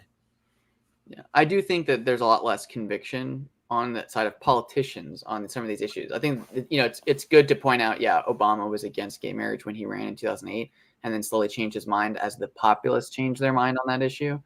But I do think, there were elite people who had influence and power who did have a positive opinion about XYZ that were actively promoting it. And if they had not promoted it, there would have been a different outcome in the public opinion of it. You know what I mean? Like, I'm very elitist, but I'm wondering how many elites are in the government. I think the elites that make cultural change are really the elites of universities. I actually agree a lot with what you're saying. I think in America, the left focused on conquering universities and the entertainment and media, whereas the right focused on winning elections. I will say Republicans are good at winning elections. In 2016, the Republicans had like a trifecta in so many states. They had a trifecta in the federal government. They had a trifecta in the vast majority of states. The Republicans focused on elections. The Democrats focused on education, media, entertainment, the arts. And I think the leftists targeted a much more important cultural center of power. So I think if it had been the other way, if the government had been largely left-wing, but the conservatives had targeted the universities and the public schools, and the entertainment and the arts, then things would be a lot better than they are now. Yeah, I think. Are you guys familiar with Roger Scruton? No, I've heard of him, but I haven't read him. Yeah, I was like really into Roger Scruton when I first became conservative, but he talks about the kind of imbalance, I think, that's always going to exist, unfortunately, or at least that he thinks is always going to exist, right, between intellectual conservatives and intellectual liberal, whatever. And part of it is, and he's actually Anglican, right? Because he's English. But he talks about humans are wicked, and actually, when you're really smart, you're actually just better at justifying doing bad stuff for yourself. Yeah, and he talks too about how a lot of the wisdom of being a conservative and in general is saying, actually, I don't know better. You know what I mean? Than the tradition or the way we've been doing this or the way that it's been received. And lots of like, smooth brain, like you don't think about issues a lot. People accidentally stumble onto the correct opinion through intuition, understanding of social environments from the conservative perspective. And he would say an intellectual can eventually come back to justifying, the conservative way of thinking, the conservative thought, but it's not as like fun, you know what I mean? And intellectuals are usually full of pride and those kinds of things. So like just being a, contrarian is kind of fun. And if you just said, oh, actually the received wisdom of every age is much better than, modern wisdom or whatever, isn't as exciting. It's only become exciting, I would say, in the last 10 years. I think that's kind of what the IDW kind of is, like Jordan Peterson and Jonathan Peugeot is. They're very good at being contrarian in a contrarian world, and that's the only reason that that's one of the advantages they have in appealing to intellectuals.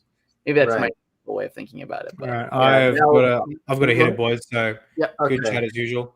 God bless. Yep.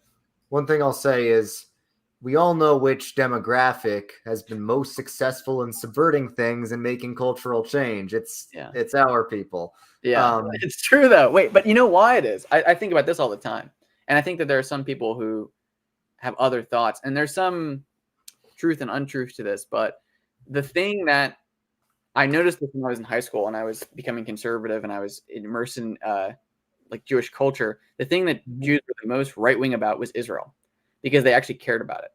They're nationalists and they were successful. That's the one thing Republicans have been successful on, is promoting Israel. Yeah. Have we ever had a Jewish president? No, we've never had a Jewish president. Yeah. But so many people that are involved in entertainment and the universities and the media, so I think fundamentally, that culture has the best tactics for how to make change in the culture. It's actually kind of true. I think, like, I openly admit, I think those are very good tactics. It's very successful tactics. I believe in using those tactics for a Christian influence.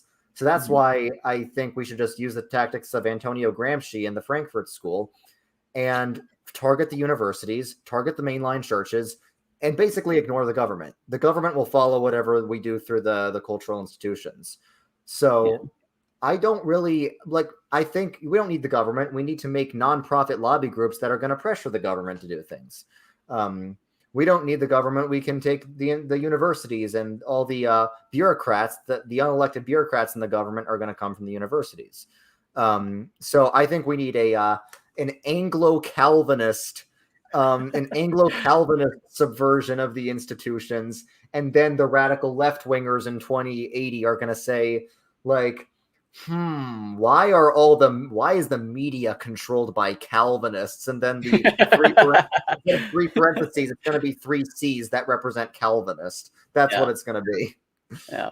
I guess here's my concern. I was trying to bring this up, I guess, a little bit earlier with Roger Scruton, but I think some of it is intentional hijacking. Like, you're right, Gramsci does talk about that. But also there's this kind of like inherent human Cthulhu always swims to the left kind of thing, right? Like, I don't know if you've like ever heard of like Mencius Mollbug or whatever, but he's got a lot of things about how it's called antinomianism versus pronomianism and whatever. He's a complicated philosophy thinker, but basically the idea is it is just a more appealing worldview to think I can do whatever I want. Like, it's always going to be a more appealing worldview. And in that sense, especially to, kind of upper echelon society people, that's always appealing. I will say this: what kind of blue pills me on this though is if you read like the early Christians, like I would say Justin Martyr, he was very good at appealing to intellectuals, and he's trying his best to kind of frame Christianity, Orthodox Christianity, in a way that's approachable for intellectuals. I guess my thought is there has to be something about the ideas that's inherently appealing, rather than just kind of I don't know, than like a strategic hijacking in places would be my concern. But I do think actually the mainline churches do have that kind of appeal of culture and of history and old churches and things like that. Yeah. Now I have this weird thesis where the spiritual health of a region depends on the spiritual health of the mainline church of that region. I think that's why the southern United States is the only part of the United States that's still culturally conservative, because their mainline church, the Southern Baptist Church, is healthy there. Why is Poland a conservative country now? Their mainline church, the Roman Catholic Church in Poland, is conservative. Why is Germany such a freaking disaster right now? Well, because their Catholic Church is gay and their Protestant church is gay. So pretty much, yeah. And England, I think, is going through the same problems. And Latvia doing pretty well. Their mainline church is good. I don't. New England. The New England has the most liberal, the most hijacked mainline churches of all. The state church of New England is the United Church of Christ. That's why statistically New England is the most leftist. Now you could say that correlation doesn't equal causation. You could say it's the other way around, that if a culture is conservative, its mainline church is going to be more conservative because mainline churches just follow the culture. Yeah. That's the counter argument to my thesis. But I think that's just a very secular way to view things. I think we can't underestimate the impact that the church has on the culture. I think that's true. I think it's definitely a feedback loop too. I don't know. I think a lot about these things. I'm hoping, actually, weirdly, like, it's funny that we're talking about this. These are the kind of topics or issues or thoughts that I do want to start maybe moving more towards. If I start doing less denominational content, like kind of like society, social commentary, like cultural thoughts on this, like literature, which is kind of what the stream accidentally turned into. Which is I think you'd be better at that. It's like my niche is basically talking about denominations and stuff. Yeah. Whenever I try to step out of my lane, people are always like, stay in your lane. Like whenever I try to talk about anything political or anything, people are like, you don't know what you're talking about. You're cringe. You're embarrassing yourself. I think you really do know what you're talking about when it comes to these political questions. And I think your videos on these sorts of questions are the most interesting. Yeah. So thank you. I know they're the ones that I'm most proud of when I watch them back. So I kind of had this epiphany recently where I was like, I think I should actually focus on this content. And that's the kind of stuff that, before I had a YouTube channel, like that was like, oh, I'm going to get a YouTube channel and this is what I'm going to talk about. You should. Yeah. Whatever you're most interested in, you should talk about. Yeah. Now, to be fair, some of the stuff I'm interested in gets no views. Like when I talk about nerdy Reformed theology, it gets 3,000 views. And then when I talk about every denomination's favorite nose hair color, that gets like 3 million views. So yeah, I think there's a weird phenomenon, and maybe we can talk about this right before we'll wrap it up. But there's a weird thing just right in this cultural moment where everyone is so thinking about denominations. Like everybody. I know that it's like I was not expecting a random video I threw together in 2 hours after drinking coffee about denominations to absolutely blow up, but that's what people want to talk about. It is. I think it's because it's an identity thing. I think the biggest, and this is my honest conviction, the biggest problem with our culture right now is just a total identity void. And so many people are finding identity in crazy things. I really do think a huge element of the like LGBT scare, basically the craze, if you will, is that it gives identity to people. People become something when they become one of the letters of the alphabet soup. You know what I mean? And then they can identify with people and they join a community and they join this like Tumblr or whatever. And we talk about it a lot with people. And the same thing is true about all these denominations. And so people like, oh, my denomination got mentioned. And it fills that gap when. Do you know why I have the little colored things for the denominations? Do you know why I do that? Yeah. It's pride flags, but for Christianity. Actually, because true. In the LGBT community, you have a bunch of people with distinct identities. but they're all sort of allied with each other. A bunch of distinct identities with logos and these different pride flags. They got the pansexual, the demisexual, all that. And with the denominations, I wanted, it was intentional. I wanted to intentionally capture the same thing. Because you know how leftists will say, like, oh, I'm like a trans, demi-queer, non-binary femme. Yeah. And Christians, theology nerds are going to be like, oh, no, I'm a dispensational, premillennial, It's the same 100%. thing. It's just, leftism is a Christian heresy. Leftism starts with a Christian heresy. So it's, I think what makes maybe both of us distinct is using leftist tactics against the left. I think it's very effective. I think trying to preach generic Christianity is a lot less successful than talking about the different varieties of Christianity. Yeah. I think, because here's my honest conviction, and I kind of was talking about this before, but I think talking about what makes something attractive is different these days. Like, I do think there is a place for like classical apologetics of like, here is the, you actually did a great video about this recently. I really liked your video about like apologetics for God, and they're actually good, and we should be able to know them. But for whatever reason, just anecdotally, I find most people that I know that have recently become Christians, it's not those kinds of nitty gritty arguments. It's like, oh, geez, is this really what the world looks like without God? Yeah. You know what I mean? And they grew up in a community where, you know, a lot of them maybe were Christian growing up. They took it for granted, and then grew up and then met people who were all atheists, were submerged, especially in university. And it was like a wake up call for them. They were like, holy crap, like this doesn't work. This just doesn't practically live it. Like you can't have an atheist society like this. I've seen the same. Yeah. Started asking questions. And so Christianity became appealing to them again. That's maybe not how I became Christian, but how I became a based Christian for sure. It is. Yeah. I did become Christian after seeing the beauty of the Christian community, Christian society. I became a lot more conservative once I saw the effects of leftism and atheism. Yeah, I do. It's funny. I wonder how many other people have this. I also had a phase when I first became Christian where I had like a bajillion heresies that I was like, oh, actually, these are okay to believe. Me too. Yeah, me but too. I think a lot of people go through that phase, especially when they come from a non-Christian background, so they don't know what like the okay positions are or why maybe. But I was a Gnostic, I was a semi-Pelagian, I was everything. Yeah, it's funny. Whatever the opposite of a Gnostic is, I was like, I didn't want to talk about heaven. I didn't want to talk about any of that stuff. It was all about the kingdom of earth, all that kind of stuff. Because I was very focused on this world and not thinking about the next world and all that kind of stuff. Yeah, I was I was baptized as a baby in this New Age Gnostic cult my mom was a part of, but she left right after it, so I don't have memories going there barely. But I do remember what she taught me about it. I mean, now she's Catholic and all, she's good now. Yeah. But I remember I would use terms like the spiritual world as opposed to the physical world. Yeah. And when I first became Christian, I was like the first night of my conversion, I was like, what if Earth is hell?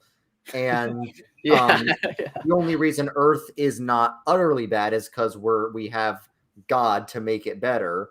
And I said, Earth is God's garden for good things because good is in response to evil. And I think there's still some truth to that.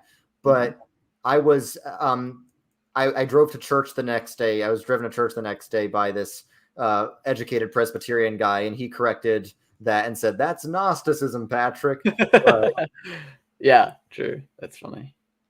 Yeah, I unfortunately, like, it's funny because I would have been, I don't know how long ago you converted to Christianity, but some of my early catechesis literally was just watching debates between Gavin Ortland and like Jordan Cooper and other people, and realizing like even within these debate contexts, nobody was advocating for the position that I held. You know what I mean? Well, your catechesis was so much more orthodox than me. My catechesis year 1 was myself.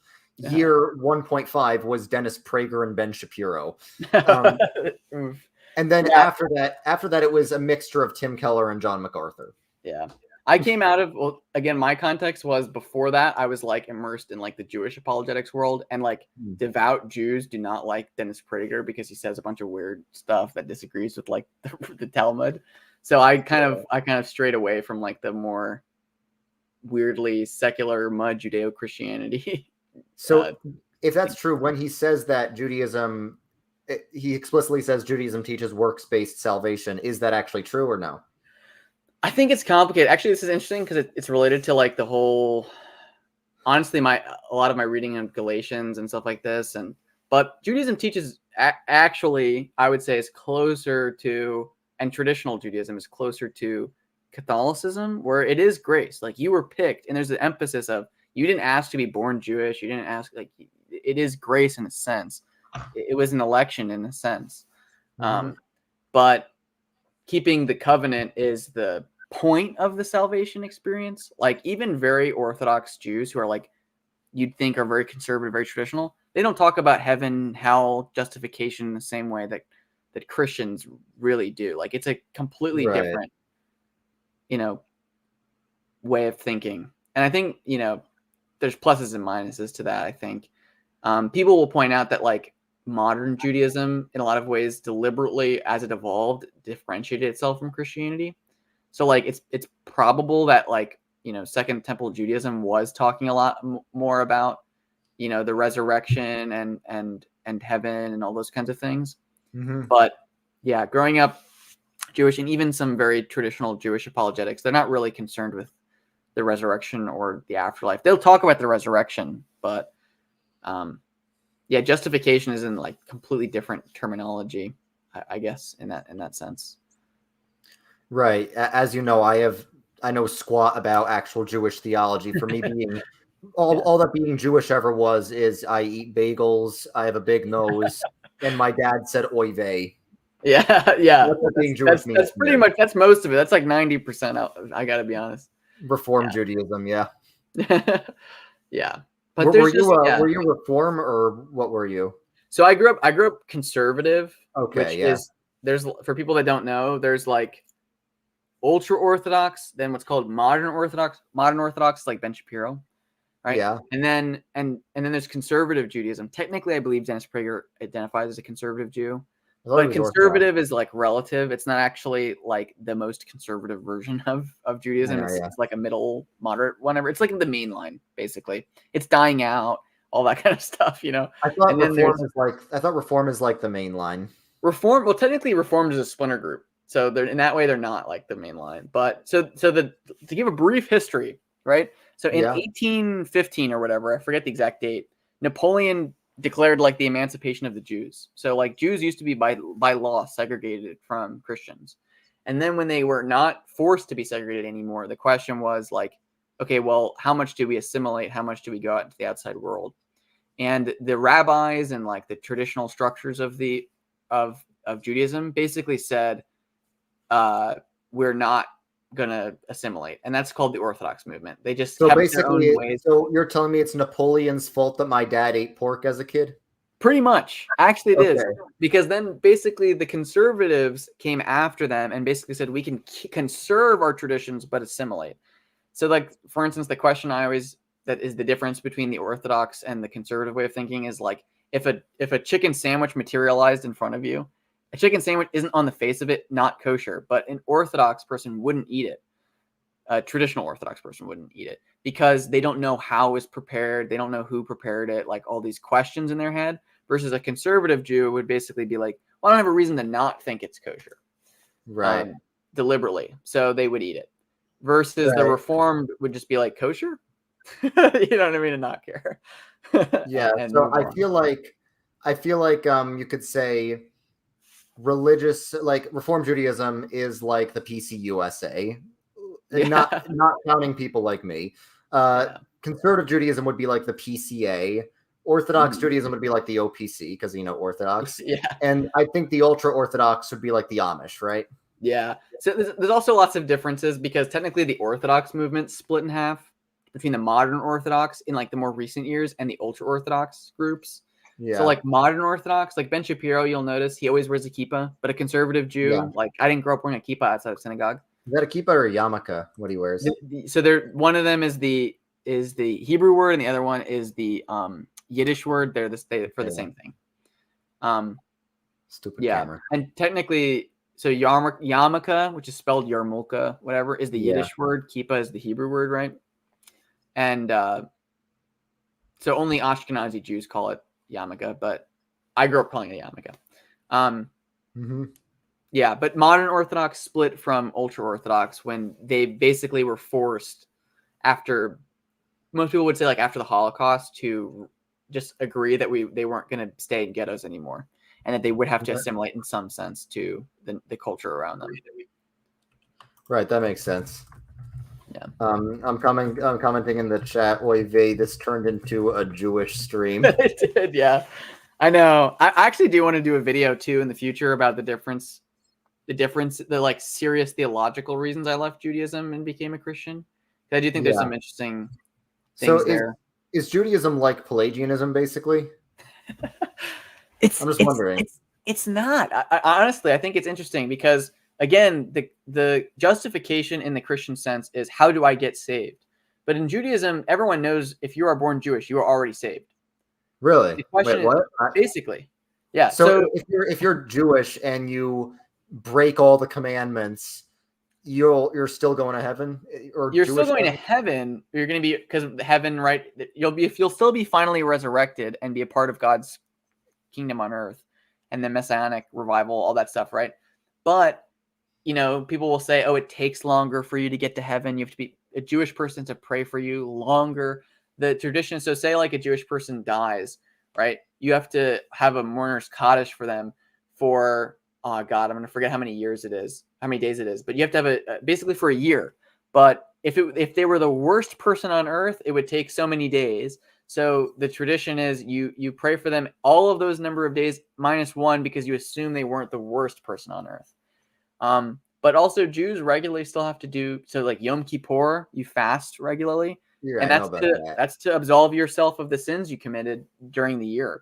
And it's not like proportionate to the sins. So like if you fast for Yom Kippur, your sins for the year are forgiven in that kind of cosmic sense. Right. And I guess the idea is that when Jews are more sinful, the problem is like material. So like if you read like a rabbi about like the destruction of the temple or whatever, like, I mean, it's actually pretty biblical in that sense, that if you are bad Jews, God will punish you in a visible physical way. You'll be scattered across, the world. You'll lose in prosperity. You'll have all of these physical, real, in this world problems if you are sinful, rather than not going to heaven. So are non-Jews guaranteed the same right to heaven or no? It depends. That's another thing too. So like even the Talmud, which is like the authoritative biblical interpreter in Judaism, no one thinks it's infallible, and it also has contradictory statements in it intentionally. Like it's like this rabbi's opinion is this and that rabbi's opinion is that. So on stuff like what happens to people who aren't Jewish, there's like huge debate. So one of the categories are like called the Noahide religions. So Noah is given commandments by God, and Jews would basically say, if you're not Jewish, those are the commandments you have to follow, are the ones that were given to Noah, who's the ancestor of all of us. And there's like a rabbinic mystery about the Noahide religion out in the world. And there are some definitely more modern Jews who, after Christians and Jews have not been so at each other's throats, would say Christianity is the Noahide religion. I believe Dennis Prager believes that Christianity is the Noahide religion, but like the religion God wants people to be if they aren't Jewish, because they weren't born Jewish, right? Right.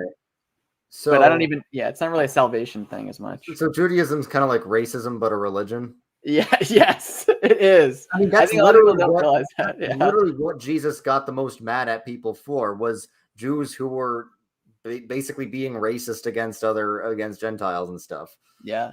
Well, because I think he would say, and I think this is true, the Bible does warn about this, there's this older brother, younger brother parallel.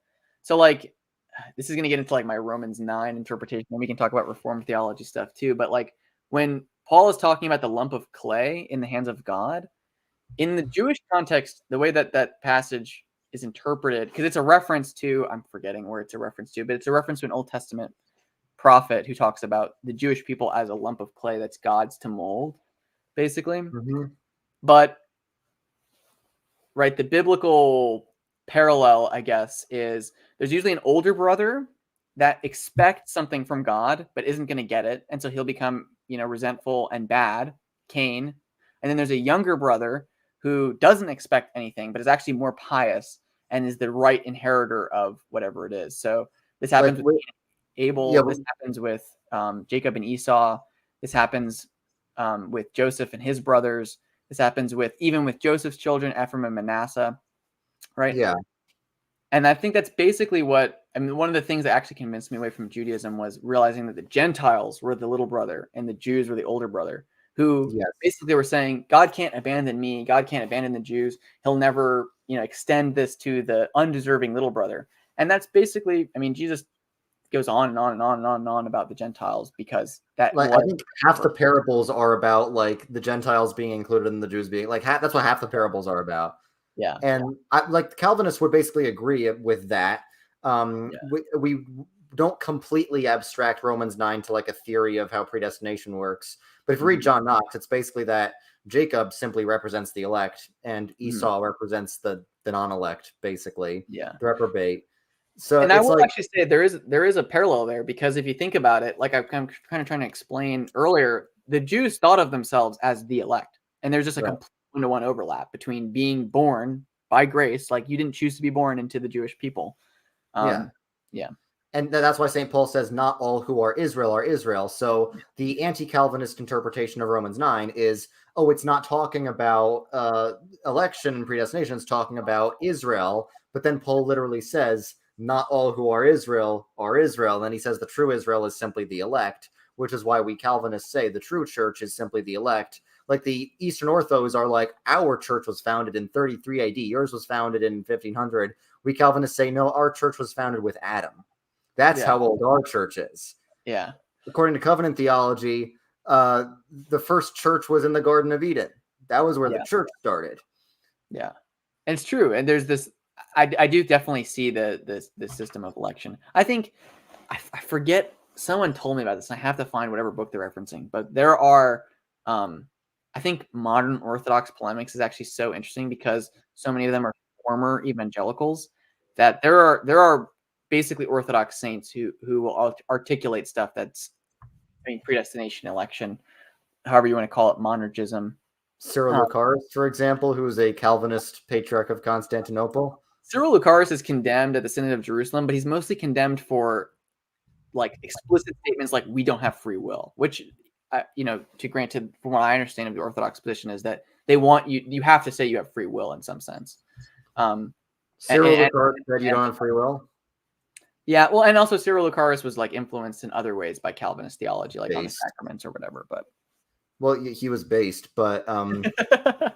yeah, but to be fair to the Orthodox tradition, he is just condemned, from what I understand. But all I will say is every Christian has to agree with some understanding of election and predestination. Like they do. Open theism is not an option, really. I think it's very biblical because it is what he's saying in Romans 9. He's just saying God can elect people outside of the ethnic boundaries, and some of the people inside the ethnic boundaries are not actually elect. Yeah, well, open theism is just outside the bounds of Christian orthodoxy, period. I think. I know that there's people I know that non-Calvinists are still not open theists. I just think there's so much cope they have to go through to try and reconcile like predestination and conditional election. I think the real debate is just infralapsarian versus supralapsarian. That's the real debate. Aside from that, it's I think everyone else. Yeah, I think, and maybe we'll talk about this and maybe we'll wrap it up. But there is the element of it's probably, from what I understand, most criticism.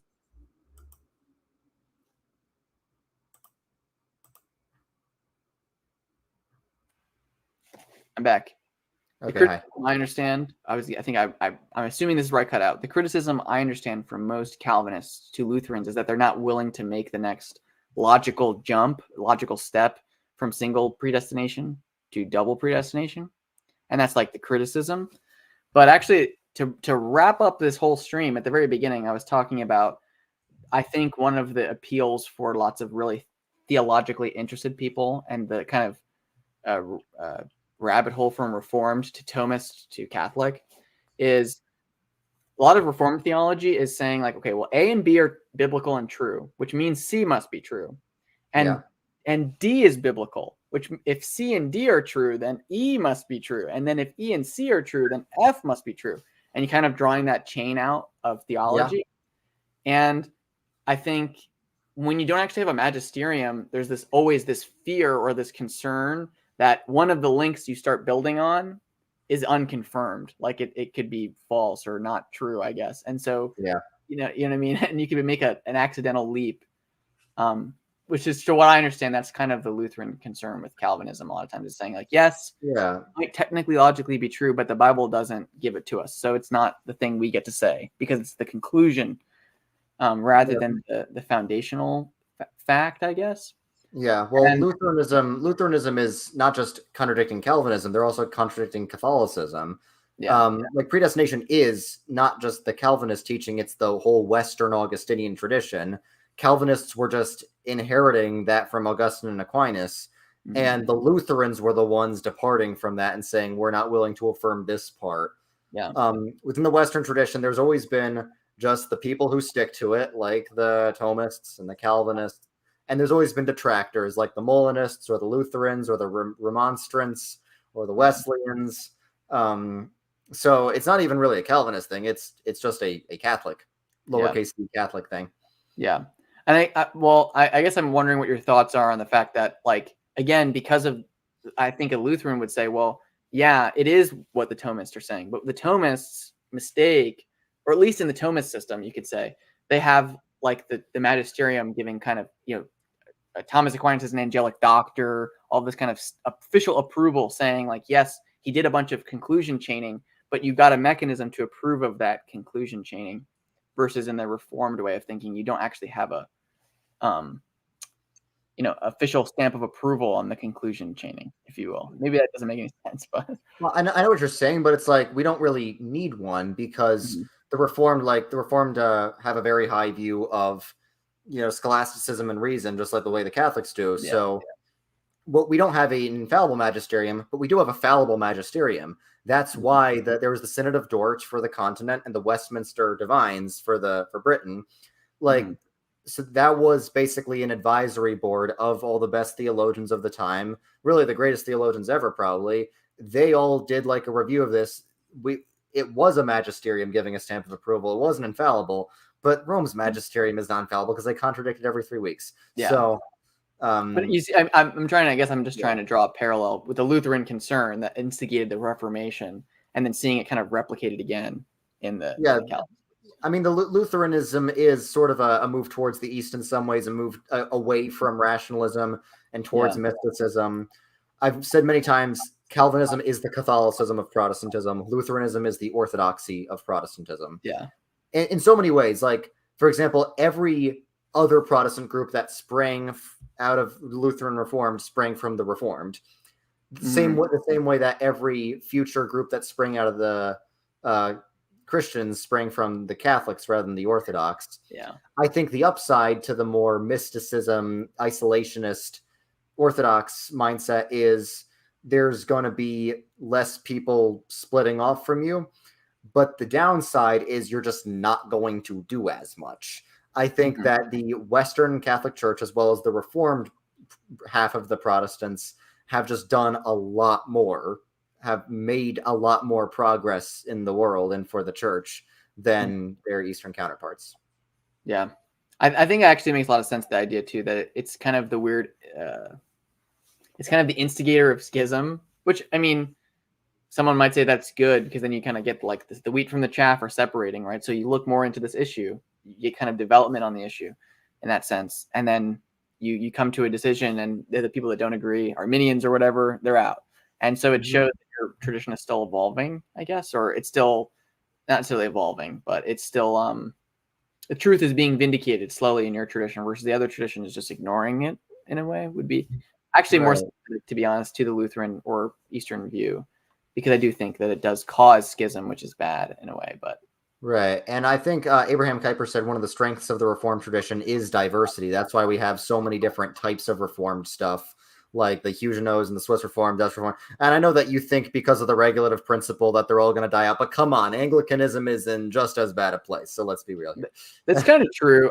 My only point with that post, which I sometimes regret posting Instagram, it's a good thought. It's a good thought. It just mainly just made me sad, but I think we're all in the same sinking ship. So yeah, it's just that there's like, it's a liturgical. It doesn't necessarily mean the Reformed tradition is going to go away, but like the liturgical traditions of the Huguenots and all these things. And I thought about this because I guess I mean I don't go there anymore, so it's not. It's kind of weird. The place I went to for undergrad actually used to be Mercersburg College, where with Philip Schaff and Nevin, and the chapel at my undergrad is called Nevin Chapel, but Mercersburg College became secularized and is now like a liberal arts school.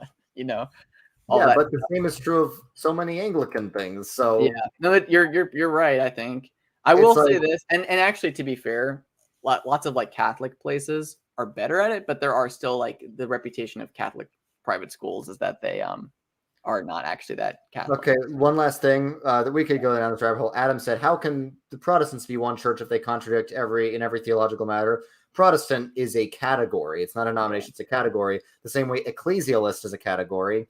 The ecclesialists are the Roman Catholics, the Eastern Orthodox, the Oriental Orthodox, the True Orthodox, the Old Catholics, the Assyrian Church of the East, and the Protestants are Lutheran, Reformed, Methodist. They both have contradictory denominations. The difference is that the ecclesialists anathematize each other and officially and infallibly damn each other to hell for those disagreements. The Protestants, for the most part, will still be in fellowship with each other and take communion at each other's churches, despite their disagreements. So it's not the Protestants that are divided, it's the ecclesialists that are a lot more divided. I don't recall Methodists and Presbyterians burning down each other's cities. So yeah.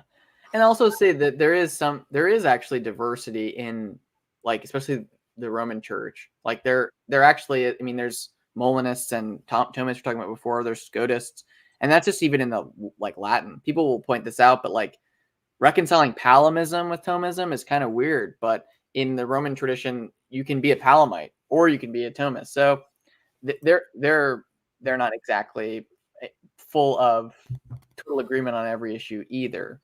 And they'll say that. I think even good. I mean, Trent Horn talks about this. There are some issues that are irreconcilable, and there are some issues that are reconcilable. Like you can just say we agree to disagree for now on this issue, and it's not been illuminated yet. And it's not as much of an issue. I would just say the difference is that Protestants draw that line in a different place than the other Christians do about what's okay to differ on or what's not okay to differ on. I don't think anyone should be a Palamite because it's basically Diet Mormonism. That's why. I'm sorry, you're probably a Palamite because No. I will just say I have no comment on my Palamism, my alleged Palamism, but I will say that it's weird to me when I find Roman Catholics, I'm assuming you're Roman Catholic, that say you can't be a Palamite when Gregory Palamas is a venerated saint in the Roman Catholic Church. So I think that's a little interesting, but especially by Eastern Catholics and stuff like that. But yeah. I think I'm a Scotist myself, more of a Scotist. Yeah. I thought you'd be a Thomist. You're Reformed.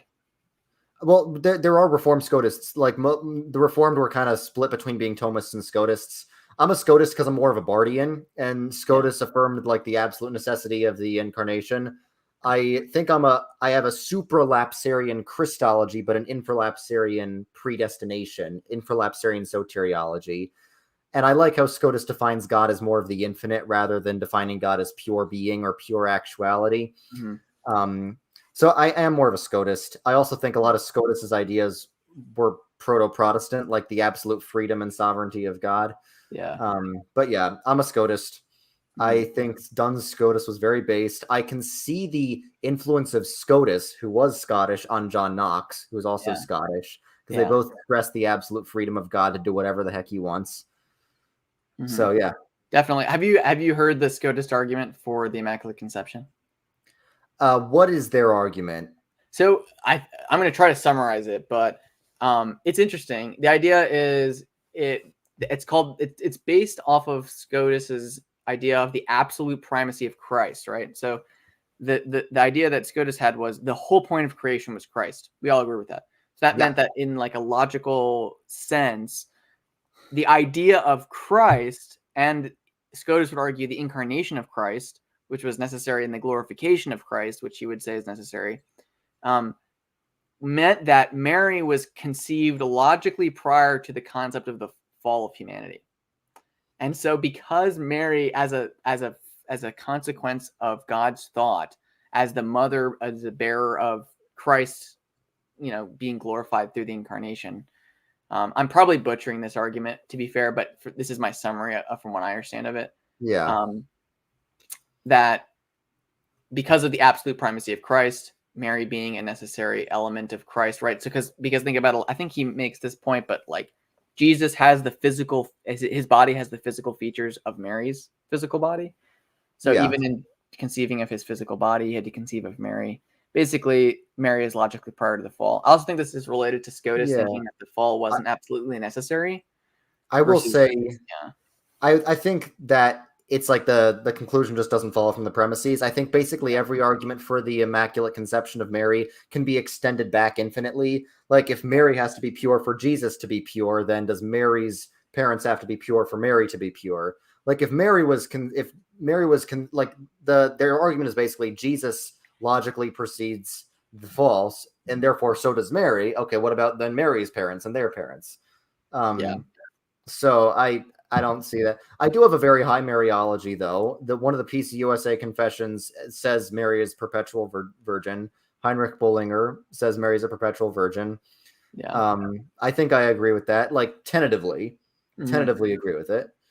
I'm not sure what your thoughts on that. I don't think it matters that much, but I tend to be less skeptical of Marian dogmas. I think, especially the ones that have the weight of the church, like the perpetual virginity, that it's just like, people that will assert that we can know that she wasn't a perpetual virgin off of Sola Scriptura, I think is a little silly. It doesn't really seem like there's anything in Scripture that has to contradict these dogmas. The conception I definitely oscillate on, because I do think you're right. Like there's not a lot of winning arguments. There are some interesting arguments. People have found a comment I made on a Trent Horn video where he made a good argument, and I made a comment basically saying I agreed, but it was kind of hyperbole. But it was I think it was before I made my YouTube into my current YouTube, but it changes your icon and your everything. So whatever, people have sent it to me and they're like, "You believe in the Immaculate Conception?" But I just meant that it was an interesting argument for it. I think it's like the idea that Mary had to be sinless to properly consent to bearing God and all those kind of things. But right, I would say I think the bodily assumption of Mary is actually more likely than the Immaculate Conception. I actually agree, the bodily assumption, it doesn't really contradict any fundamental doctrines of the gospel like original sin. And there are examples of people like Elijah ascending into heaven and stuff. Heinrich Bullinger, one of the most important Calvinist reformers, he believed in the bodily assumption. The perpetual virginity, I'm inclined to agree with it, just because, why disagree with so many people in the church? But I think the dogmatic arguments for both sides are really bad. The argument for the perpetual virginity is basically sex is bad, and the argument against it is basically Joseph would have been sad. They're both really bad arguments. Yeah.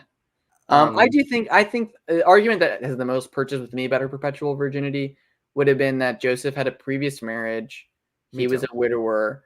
She had taken a vow of chastity that would be a forever testament, because everyone would have known that she took a vow of chastity or something like that, to kind of provide evidence for the fact that Jesus was had a virgin birth. Those are the arguments that I would say have the most purchase with me. I think, again, if you don't believe in a kind of infallible tradition, it's like maybe, I don't know, but and also the fact that like Jesus tells the disciple John to take care of Mary. If she had other children, why couldn't they do it? We know that they were alive because James was allegedly one of them. So I forgot about that, but that is actually, I would say, the best argument for the perpetual virginity. I think there's good arguments for it. Anything else we should talk about, or should we wrap it up? I think we should wrap it up. It's been a long stream. This is probably my longest stream, and it was a really good stream. I really enjoyed it. We should definitely get together for the Star Wars stream sometime soon. Yeah, we got to do that. I should have done my homework tonight, but this is more important. It's actually a test I have to study for, but I'm going to fail either way, whether I study or not. So I'll be praying for your exam. Thanks. All right. Okay. See ya. Peace. See ya.